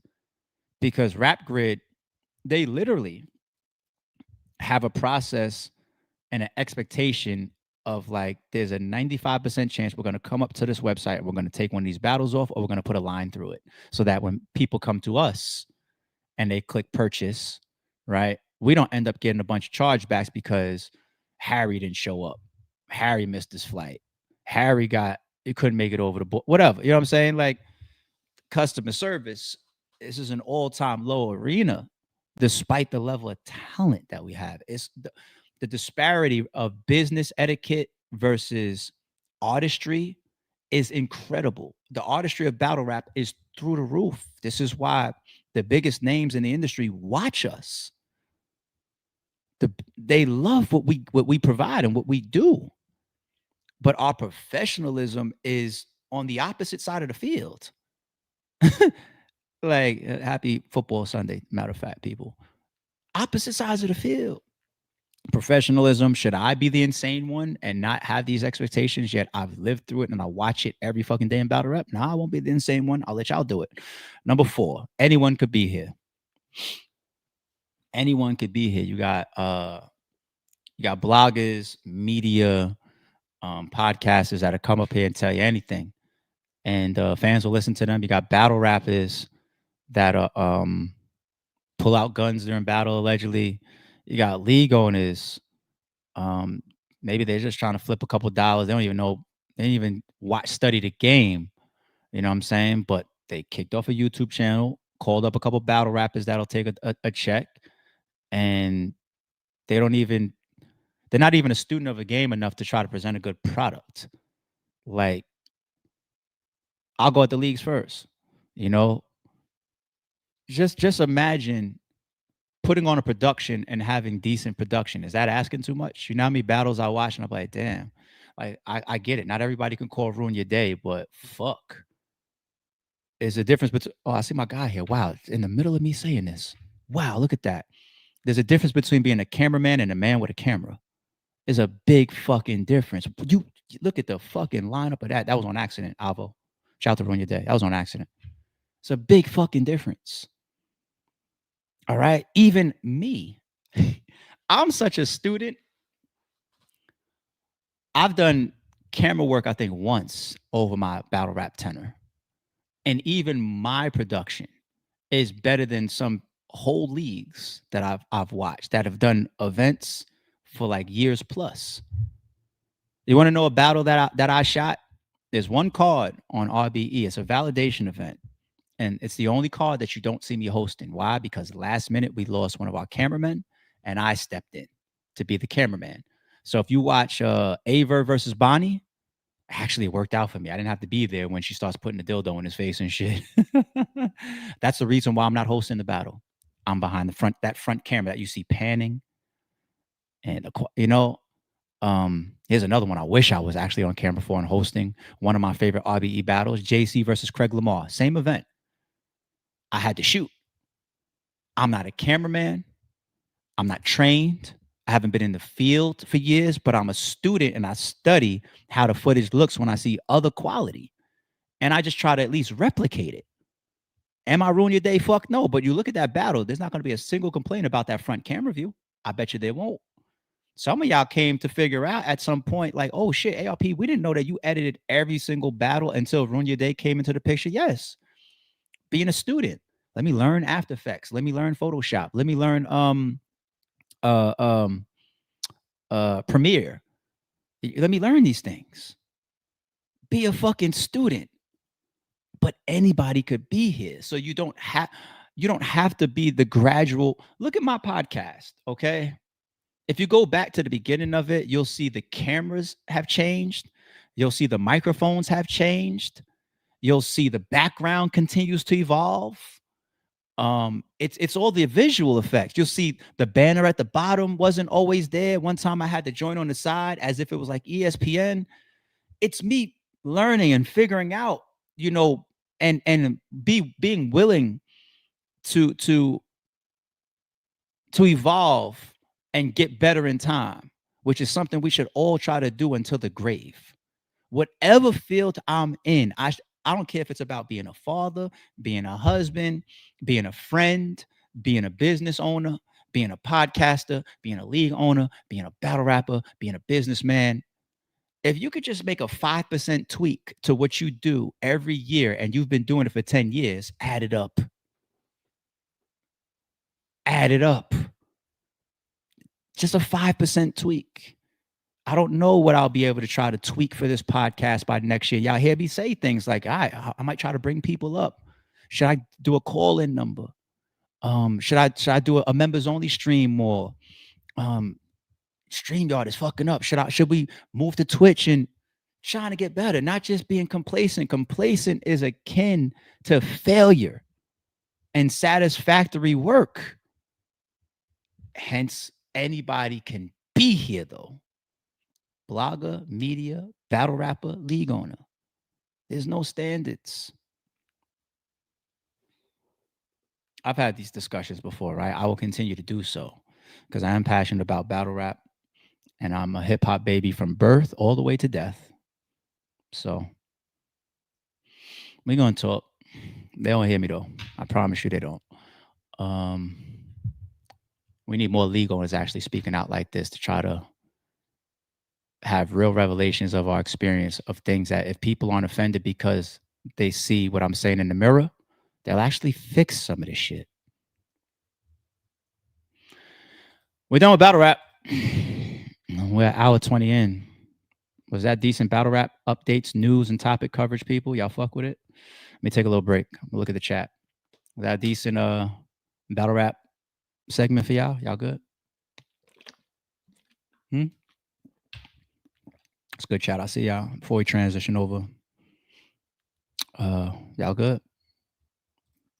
Thank you, Queen. Says dropping jewels like goods, pun intended. Oh my goodness. Why didn't I read that before I brought that up here? You are so mean, Queen. Shout out to Chins. Solid discussion here. Thank you. Thank you, homie. Queen comes back here, says evolution is the best. Thank you, Game 6. Hove says get the likes up. MSM says, remember the time did camera work in the Pentagon in their production room in high school? There you go. You did some Pentagon shit, huh? Shout out to Avo. Free Money TV said, "Dad, you should call me. Text time. I'm a cam man." Oh, I think I did an okay. You know what? We live. I'm gonna transition in a second, people. I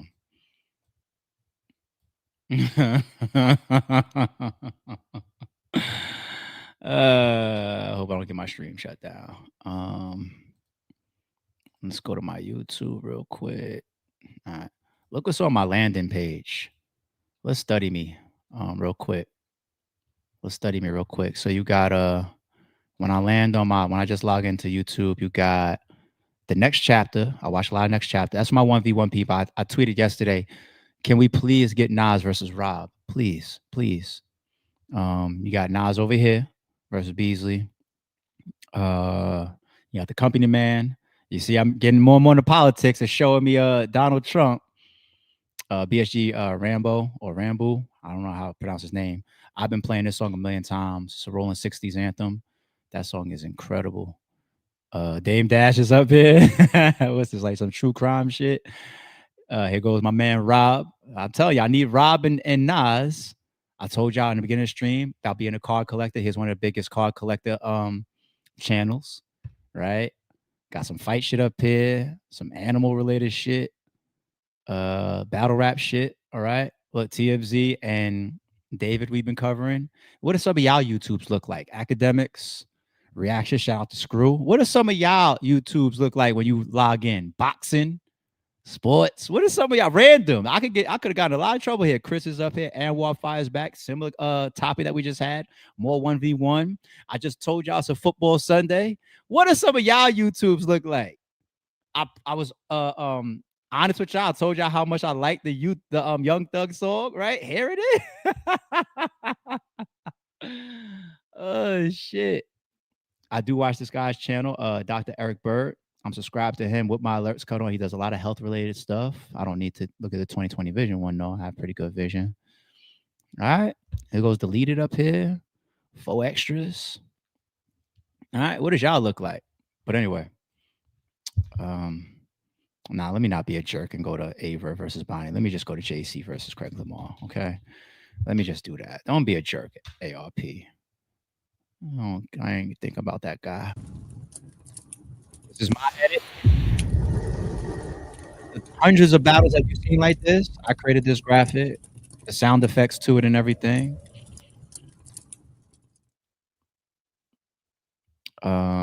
This is for Malice. I put his he was coming to the events and he had his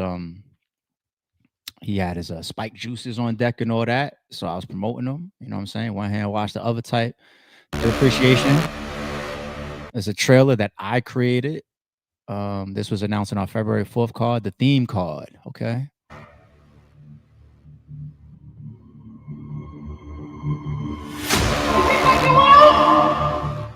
Chris Tucker voice. I added that. The bully battle.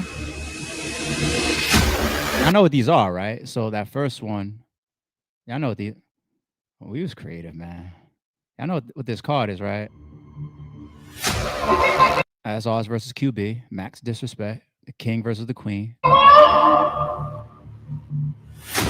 And I put the Chris Tucker, is this what you want? Because it was a battle that was being talked about for years and it never happened. So I put is this what you want? The bully battle, math versus show off, right? You all saw how that battle went, right? Winner take all, that's Aver versus Jims. The RBE bar battle, that's Big Cannon versus Craig Lamar, 2 guys that represented and waved the RBE flag at the time that I was promoting a lot. But they were just expected to bar out, no grudge, no nothing, just a cool matchup of 2 guys that can rap their ass off. Style clash. What was the style clash on this card? Oh shit. I don't know. Was it floors versus heavy half? I don't know. I'm tripping. I don't remember what that was. 1SK.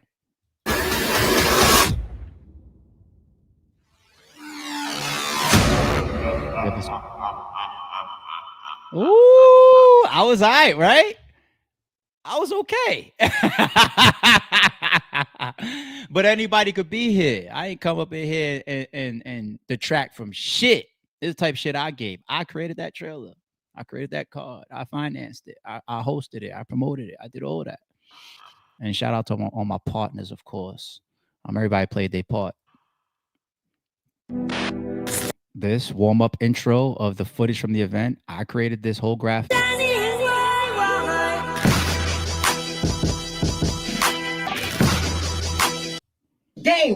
And this is me shooting right here. All right. This whole view, this frontal view, that's all me. Depending on how the cards flip, you could be the one getting dropped by the ratchet. See, I done had to change your heart. It's body bags at every battle. See, now small things like that, details from a production standpoint. I'm about to get off battle rap. You notice this camera view, which was one of my cameramen, I actually don't like how he shoots. Now, you guys don't notice it until I say it, but if you notice when we edited to the second camera on the side, when he tracks the battle rappers in a movement, because battle rappers don't stand in place, so you have to have a level of tracking. That's when you see the camera moving along with the performance. His shit was rickety, right? Whereas better shooting, you know, if it's somebody just holding like a camera on a gimbal or jogging with a gimbal, well, you know, that's when you don't see the stuttering in the camera, the jumping in the camera, but you're able to move along with it. You know, me, I'm on a smooth tripod with a handle panning, you know, versus just doing this with my hands, no gimbal or nothing. Yeah, I'm not a cameraman, but I could walk up on a cameraman and even tell them how to do a better job because you give a shit. You know, like they don't make them like this too often. Well, it's all good. It's all good. Some of y'all will respect it and some of y'all won't get it. Laser sharp. So much distance you couldn't even tell where the laser starts. So play your part. It's not a game. Depending on how the cards flip, you could be the one getting dropped by the ratchet. See, I done had to change your heart. It's body bags at every battle. Make sure you're... See, and even my panning here, it's a combination of trying to keep, because there's distance between them. It's a combination of trying to keep Craig on his side and JC on the side, but at the same time, he's a performer. So at times you do want the shot to be where that person is the middle. But one thing we hate about battle rap, and I even had these conversations around, I think it was Easy versus Suge. I spoke to the production crew behind it. In battle rap, we don't like production where you don't see the opponent's reaction to the person that's rapping. We want to see their face. We want to see if they put their head down, if they laugh, if they're upset. It's all part of this presentation, and you got to give a fuck about it. Homie found one, but do not jump in that bitch yet, because it's only round one. Let's go. Let's go. Between round little graphic, but they don't hear me though. Fuck them if they don't. Is Avo back up in here? Avo says, look at ARP framing. Look at ARP framing a little bit, Avo. You definitely push down any of my expertise or what I'm talking about, but I got the concepts. So anybody ever understand the concept as well? Let me stop sharing StreamYard's UI as being a dick right now. I could barely see myself on screen, by the way, people. Anybody ever learn the concept of having enough knowledge in a particular space where you can work alongside and partner with people without micromanaging, right? So like, let's say I'm the boss, I'm the owner, I'm the leader, right? If I know a little bit about audio, if I know a little bit about video, if I know a little bit about production, if I know a little bit about how the pay-per-view works, if I know a little bit about battle rap and hip hop, right? If I know a little bit about business, you know, I can have intelligent conversations. You know, there's certain league owners that might book Ruin Your Day and don't even know what to ask for, even though Ruin Your Day knows what to do on their own. But let's say a different cameraman doesn't know how to drop into any venue and just do their thing. They don't even know what to ask for because they have no production, even concepts or editing concepts, you know, but it's all part of it, B. All right, let's move on. Let's go to Cardi B. I cannot fucking see my stream UI. It's pissing me off, people, but I'm gonna continue to do my best with y'all. The UI for StreamYard has been buggy. Like the last couple of days we've been here, y'all been seeing that with me, right? At least my reaction to it. All right, Cardi B's album just broke Guinness World Record for the most drone deliveries in our home. Okay. can't even believe this. Mafia has been getting my album from drones. My album has been literally flying off the shelf from Walmart because Walmart has been delivering my album in drones in the Fort Worth parts of Dallas, Texas. Like a drone is going down their house and here you go. Here's your Cardi B album. And I'm so thankful because we even broke the record, the most delivery in 1 hour. So the drones is tired, honey. You can't even get it no more from a drone. But my album is still at Walmart, so make sure you got that. And support me, please. I need money.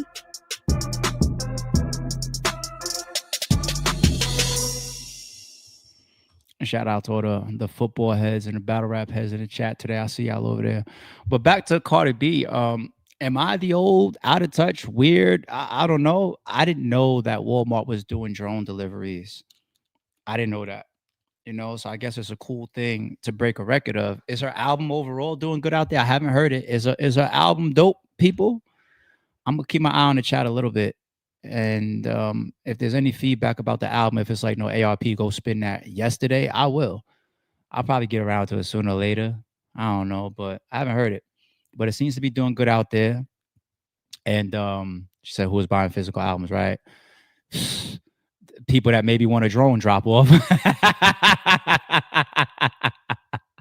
Yeah, I thought it was crazy when I saw it. I had to do a double take, like, wait, what? But shit, if I'm an artist and I'm trying to move pieces and get these numbers up, I'll take digital. I'll take Walmart drone drop offs. I'll take you walking up into the aisles and buying the. We saw a video of Cardi in the street. I know that's just promo. It's not like she was out there all day really trying to sell albums, but she's in the middle of the street with her hair and rollers and shit, like, buy my album. Some Canal Street days and shit. I respect the hustle, man. Fuck it. And I hope our album does good, but there's a lot of talk of controversy around it too. I see that she's got a diss song out there. She's getting at people, dissing a couple female artists. She's got a lot of recent controversy around it as well. She just came out of a lawsuit that she won, and I'm glad that she won that because that lawsuit seemed to be bullshit. The security guard that tried to sue her for a scratch on her face or whatever. We don't got to get back into that. You got the stuff with Offset. She's a whole woman out here, talking about in a public situation with her baby daddy. They got like 3 kids together or something like that, right? Her and Offset. So that's controversy around her that a lot of people follow. That everybody wants to tea on their favorite celebrities, and she's pregnant right now with Stephen Diggs, or how you pronounce the name? Is it Stephen Diggs or Stefan Diggs? Kid. I have one more reaction for that in this little Cardi B segment, but let me play this little clip that I saw of her. And I'm gonna tell you my little. I don't know. Might be a little offensive. We'll see. Cardi B reacts to the news that Stefan Diggs fathering multiple kids with multiple women around the same time they were together. That's our baby daddy now. We're gonna figure it out. Cardi B, Cardi. That's your baby daddy, bitch. That's my baby daddy too, girl. Well, what now? I don't fucking know. We'll figure it out.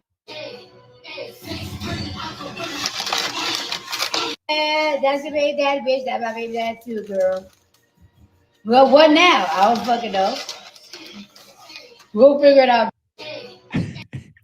You know how many men been in probably situations like this? They wish their girls had a response like this. Like, we'll figure it out. Hey, my baby, we both got baby dad by there. Fuck it. We'll figure it out. It is what it is. I'll see you on Christmas.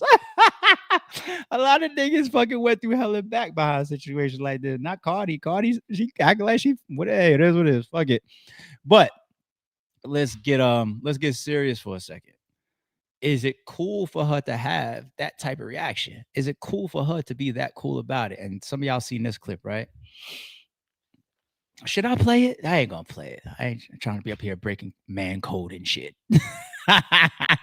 But if y'all watch this video, y'all know why I'm referencing the clip in the midst of this type of topic. It's a clip where they're in the locker room and they're going around to all the different players and saying like, if your sister or somebody had to date somebody, or you could have them avoid a particular player that's on the team, who would y'all say? Everybody says Stefan Diggs or Stephen Diggs, right? Everybody in the locker room said that.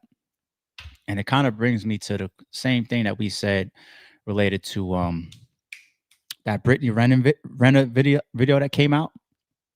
So it was disgusting video, if we remember. she recorded her baby father, PJ Washington, the basketball player, pulling up to the crib to pick up their child, and she recorded him and provoked him and instigated and tried to create a disgusting video captured narrative that the baby cries when you come to pick him up, or the baby doesn't want to be with you more than wants to be with me.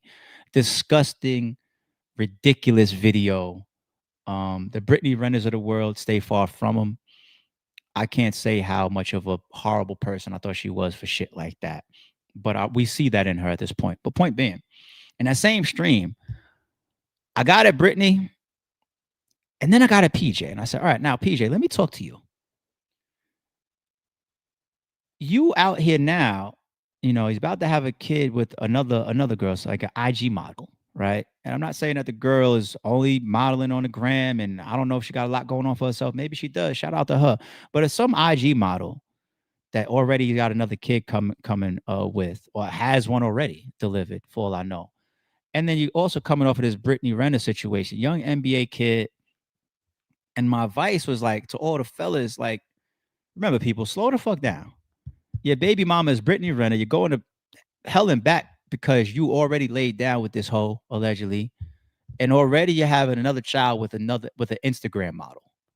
PJ, these women might be out here treating you and looking at you like you's a whole lick. You know what I'm saying? Like you's a whole come up. Allegedly, maybe. So slow the fuck down. But the same way I could look at PJ Washington as a celebrity and an NBA player, you know, I love Cardi.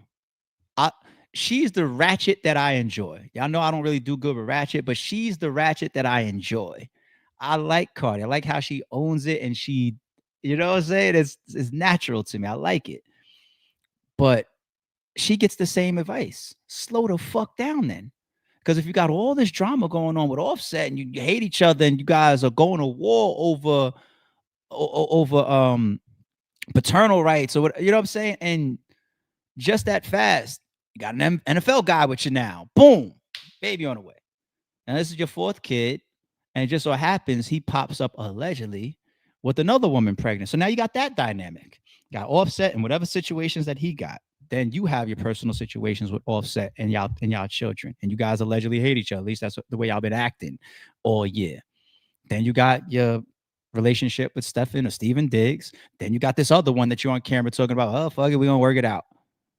But you don't have to be in situations like this. And the way that Hollywood and the music industry be swinging amongst each other, I never understood. I came up in a group of fellas where we cared a little bit more about exclusivity if we was going to tie down with the woman. If we was going to like wife the girl, like she don't got no history with a bunch of people that I know, or this Johnny over there, or my homie right here. And that, for what? In the hell, there's a million women out here. Get yourself a little bit more exclusivity, you know, or deal with somebody that don't have 5 kids already. You don't have to put yourself in these predicaments and then just be like, fuck it, we'll figure it out. See you at Christmas, you know, because I'm not wishing bad or fallouts for Cardi and her relationships at all. But 1 or 2 years from now, who would be shocked if, do I need to complete the sentence? Who would be shocked? Nobody would, but you put yourself in, you're responsible for these situations that you're in, you know, and the same could happen to me, to be fair, but to be real, none of us are perfect. It's like, damn, you know, are y'all going to have relationship drama now? And then there's going to be another guy a year and a half from now and another kid, number 5 and third baby daddy. This is how it happens. And you ask somebody like, how many baby fathers or baby mamas you got? They just kept putting themselves in those type of situations. Like me, you only got to teach me a lesson, but so many times. You know what I'm saying? And if it's a bad lesson I got to learn, I only want to learn it once. I want to try to only learn that bitch once. After that, I'm trying to get the fuck on. All right. Charlie Kirk. Let's go a little political for a second. Let's stay consistent with some of this coverage. Video resurfacing of Charlie Kirk spewing genocidal rhetoric and joking about the destruction of Gaza. It's always fun. I get a chuckle, you know, when someone is wearing the Free Palestine shirt and the gay flag, and it's like, you know, they would literally murder you, right? It's well, like, so you know, it's funny. I used to say that, hey, if you as a gay person would go to Gaza, they'd throw you off of tall buildings, right? Now they don't have any tall buildings left, so I don't.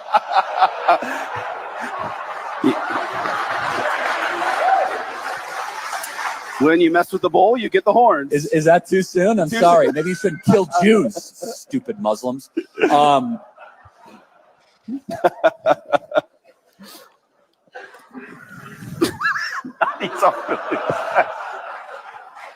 I like that. I like that. Where was I? So yeah, intersectionality. So. And there is no place, especially now, especially after what happened to Charlie, in our society.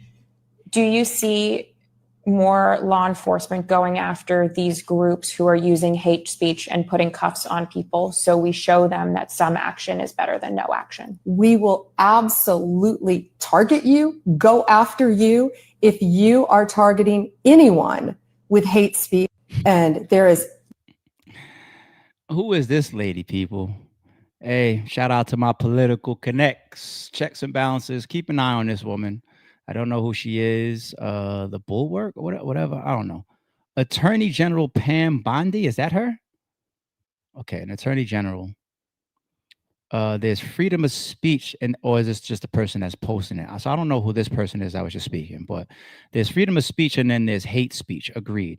And there's no place, especially now, especially after what happened to Charlie in our society, we will absolutely target you, whatever. I guess that says get you if you are targeting anyone with hate speech. So I'm going to assume that this Attorney General is the same person that just said that because the caption matches what she just said.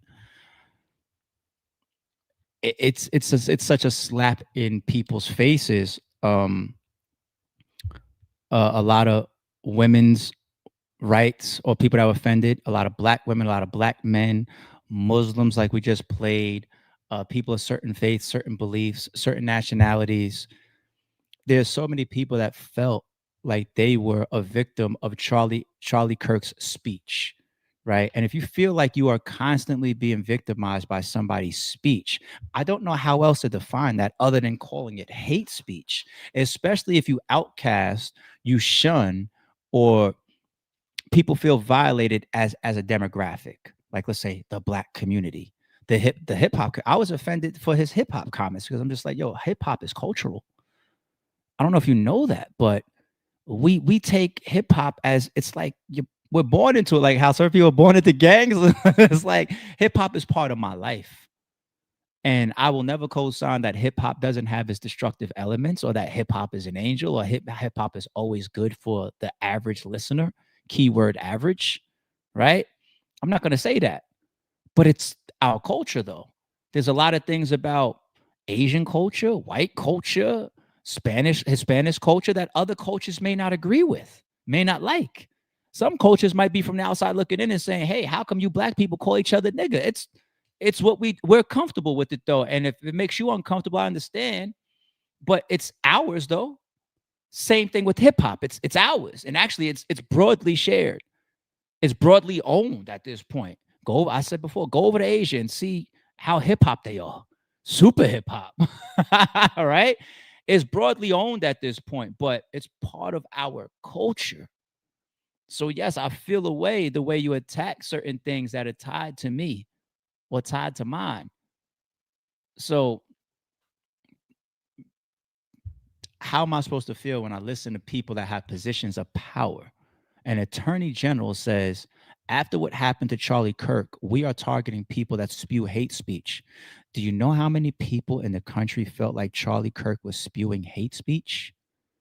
That's where the hypocrisy of this country is felt by certain demographics. What do you mean by certain demographics, ARP? These days with some of his old clips that's coming up, shit, pick one.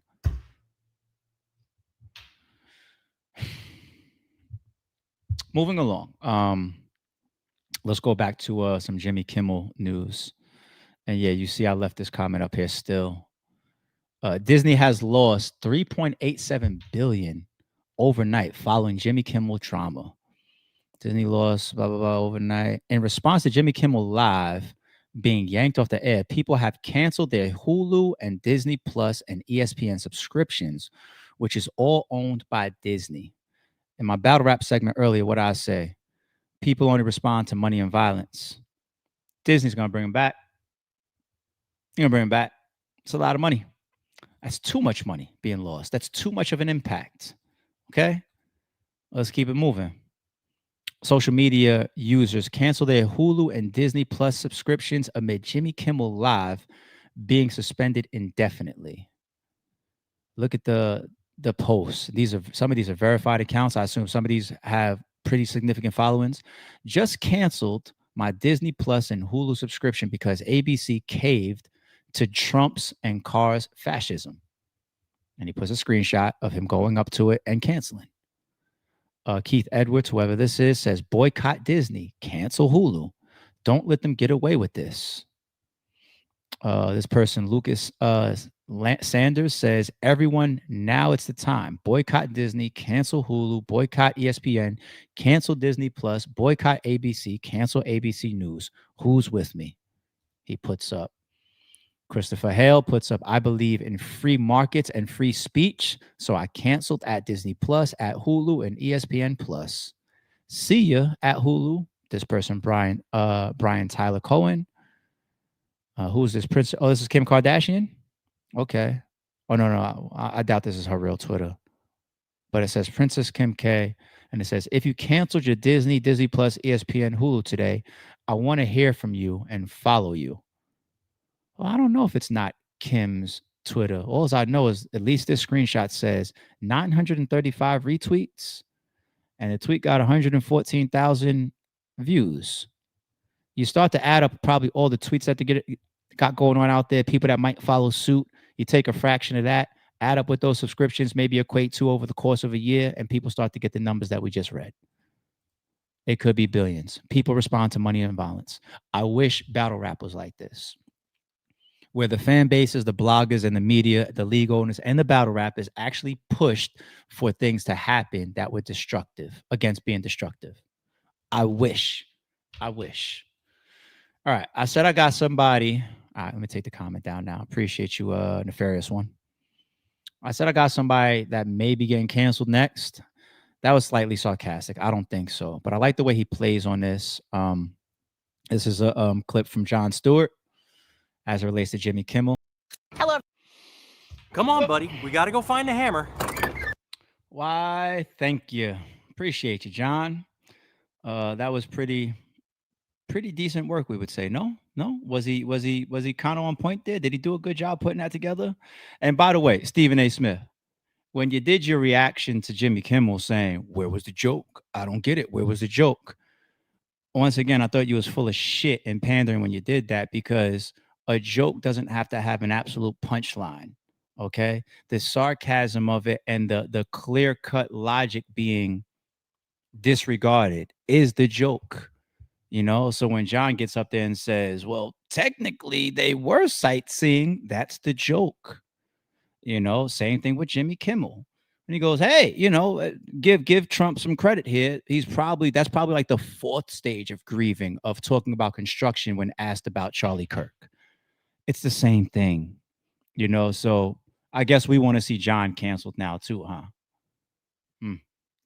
And if you're going to cancel him, make sure that it's because he did exactly what Jimmy did. He referenced your own facts to the public. Right? Somebody said, nice knowing you, ARP. Yo, is that's actually sad. It's actually sad that could be true, right? Where it's just like freedom of speech, B. All right, let's go to Ye. And my StreamYard UI wants to mess up again, but it's all good. I know, like, my little buggy fixes. I'm with y'all. Let me take this down. Nice. So Kanye has a new documentary that's in theaters, right? I'm not going anywhere close to theaters to see anything for Kanye. I wouldn't mind watching it, to keep it 1,000, but pull up and take the time out to go sit in a theater? Fuck no. Here's one of the clips that's pretty much going viral behind it, though. I would rather be dead, not in jail. Because I'd rather be dead than to be on medication. No one from the family has taken any responsibility for my hospital visit, but if we want to go online, that's 50% of what people say at least. Or maybe am I lying? It doesn't matter. Am I lying? It do matter! It does matter! It does matter! What is literally you just said, yo? I haven't finished the sentence. It does matter! It matters to us and you. It doesn't matter what the internet says. It matters what we think. Yay. So what do you think? Did you have an effect on my mental health? Yes. Yes. I'm saying yes. And I love you. I love you. I don't want you to be not perfect. I love you. And I want my daughter to love you the way you want her to love you. All right, I know a lot of y'all might be expecting a Kanye topic behind that because y'all know me with this guy. Today, I'm going to skip it. I'm going to leave it alone. I'm going to keep an eye out for feedback of the overall documentary, try to get more context because I haven't seen it. Is it good? Does it highlight certain things that we think are important or we should pay attention to? I'm not going to the theaters. Is it going to release on one of these apps sooner or later, a Hulu or something? Then I'll check it out, right? Speaking of Hulu, right? Let's say Max instead. All right, let's say or Netflix. All right, they cool with us right now. Hulu, Disney, we'll know what's up with you, man. Put Jimmy back on. But anyway, I'll keep an eye on y'all feedback for that. Tweet me, checks and balances. I'll look at if some of y'all watched it, what y'all say about it. Is it Kanye being Kanye? Is there more to the documentary? Is it worth it? I don't know. All right, 6ix9ine. He's on his exposed campaign, still going on people, not just alleged rats or snitches. He wants everybody to come on that side of the fence with him. He just wants everybody who's not right to have to live it the same way he did, right? Now he's talking about some underage stuff, though. At this point, you guys start going back and forth. You accuse him of having sex with Bad Baby, who was a minor at the time. Everybody listen, apart Trippie Redd, there you go telling the truth again, there you go snitch. All these rappers fuck Bad Baby while she was underage. Come on, next thing. She knows it, they know it. But you know what? No, we like them. They can fuck kids. Just don't say, bro, chill. Bro, why you always got... He repeats it too many times. Didn't fuck around, have my video taken down either for this or for the Charlie Kirk or the Trump shit.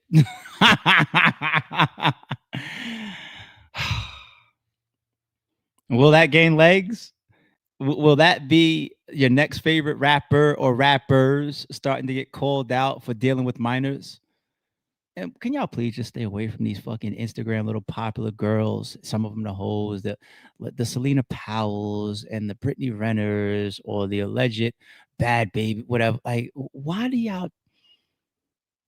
You know what? I gotta take back my own question there because I did a whole stream one time breaking down the queen of it, the possible godmother of all of it, Superhead, aka Corinne Steffens, allegedly. Remember when I did that stream, y'all? And she made a whole career in books and was with all your favorite celebrities behind just how she moved, right? She might have inspired a lot of these girls today. Let's watch our daughters as much as possible, please. But 6ix9ine, he don't give no fuck. So is he right? Last but not least, I like this take right here related to Cameron kicking AB off. Look so good in person. Thank you. I love you. My bad, y'all. My bad. Can you stop smiling? Nah, yo, bro, some G, bro, some G shit. We gotta. I'm mesmerized by that, bro. I did not know you looked that good in person. All right, hey, we gonna have to actually go. I'm gonna pay you for your time for being here, but you can't violate, bro. Hey, Cameron. Hey, real talk, bro. I appreciate what you did. It's needed. Like, we'll highlight a lot of toxic things in our culture, but we need to highlight the gesture that Cameron did. And it serves for multiple reasons, right? Number one, you got to respect people's platform. But above that, you got to respect people's boundaries. I don't care who you are. I don't care who you know. I don't care what you are. If a person tells you to stop, stop. Bro, AB. And I'm a fan, dog. But as a person, I'm not gonna tell you you're stupid. I'm not gonna tell you you're dumb. I'm just saying, bro, you know better than that, dog. Because if that was one of your baby mamas, if that was your sister, your cousin, your mama, your auntie, and somebody clearly told another person, hey, bro, chill, dog. Gotta respect the platform, bro. The thing that I hate most, when a person is unaware of the environment, and okay, you get one off, all right, you said what you said. Does she look good? Cool. But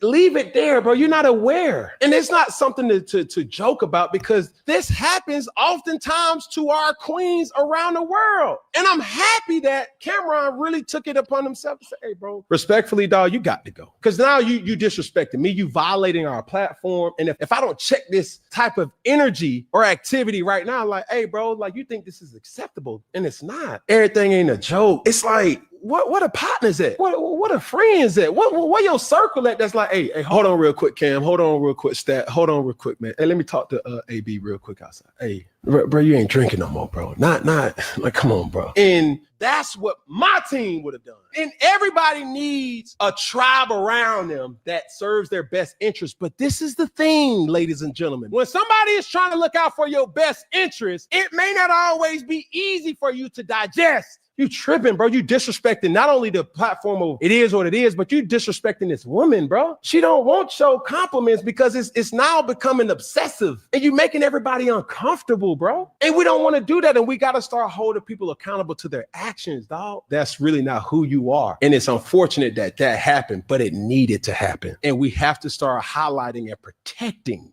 our queens, bro. Shout out to Cameron. You look so good in person. Thank you. I love you. All right. So, yeah, I was watching the chat, and yeah, I'm still here, Froze. I'm still here because over here, man. We do a lot of stuff, man. We do battle rap. We now do a little bit of politics.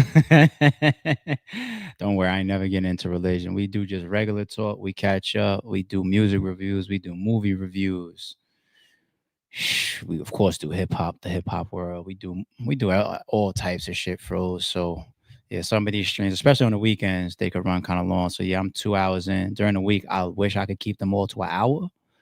But it's tough because we have so much news and so many topics that is a part of like our ongoing cycle. It's just like, we definitely average at least 90 minutes during the week as well. So yeah, it looks like the chat got put on timeout for a second because I started seeing like, yo, ARP, the stream got taken down coming off of the politics topic. And we were just half joking about that, about the fucking censorship and us losing our freedom of speech. So I go on my phone and I do see that we're still live. So maybe there was a quick glitch in the chat or something like that. At least for the moment we here, but we closing out anyway, so we good. But yeah, let me just finish and close out this topic. I thought this was real dope. This adds to even that much more respect that I have for Cam Newton. Not because his take, we pretty much had a similar take, right? Not just because his take was on point, and I think that was very honorable to react like that towards how AB was carrying himself, all right? But also we watched and we reported on and we covered and we all laughed at and enjoyed the back and forth that Cam Newton and Cameron was having, right? And looked like Cam even took that W. I said Cameron, I meant Gilly, right? So it's actually not the same person. But seeing him go back and forth with podcasters and not be on his high horse and to give credit out like this also shows that he's not being the competitive person as far as like, let me step on my peers, which I think was one of the claims that Gilly had. And I fuck with Gilly. But I respect the take. More voices continuing to speak out against stuff like that. And then the ABs of the world get the memo and they correct themselves or they get right, hopefully. You know what I'm saying? I'm not the biggest fan of AB. I told y'all like a behind the scenes story I had with him on a previous stream earlier this week. But I would definitely be a fan of him just getting himself together. I don't know if he still can get in a ring at a high level. That ship may have sailed for him age-wise. Anybody can go get back in their peak form, but age-wise and everything, yeah, he might be past that. Like there's a window that you have. And he had a lot of legal issues, personal issues, and became the problem child right in front of us a lot, so his window might be done. I mean, you could probably catch some fights simply because some promoter out there put you in the ring for $1. But as far as what his talent really was, it might be over for that. You know what I'm saying? Like that's done. But I'd love to see him, continue to adjust his ways, clean himself up as much as possible. And I'm not calling him an alky or a drug guy. When I say clean yourself up, I just mean as far as taking care of how you're moving out here, period. All right. We're done. We're done. Jay was over here at about 9:20 and said Nipsey voice dedication. Appreciate the appreciation for the work. I told y'all when we started the stream how tired I was, but we pulled it off. We got another stream down. Okay. We haven't broken our streams unless I literally was out of town or I had something like I don't think I had an extreme happen that cut me out, but nah, it's only the out of town stuff. So our track record is 100, batting 100 so far. As far as like, yo, is he there? Then get on stream, nigga. Don't get lazy.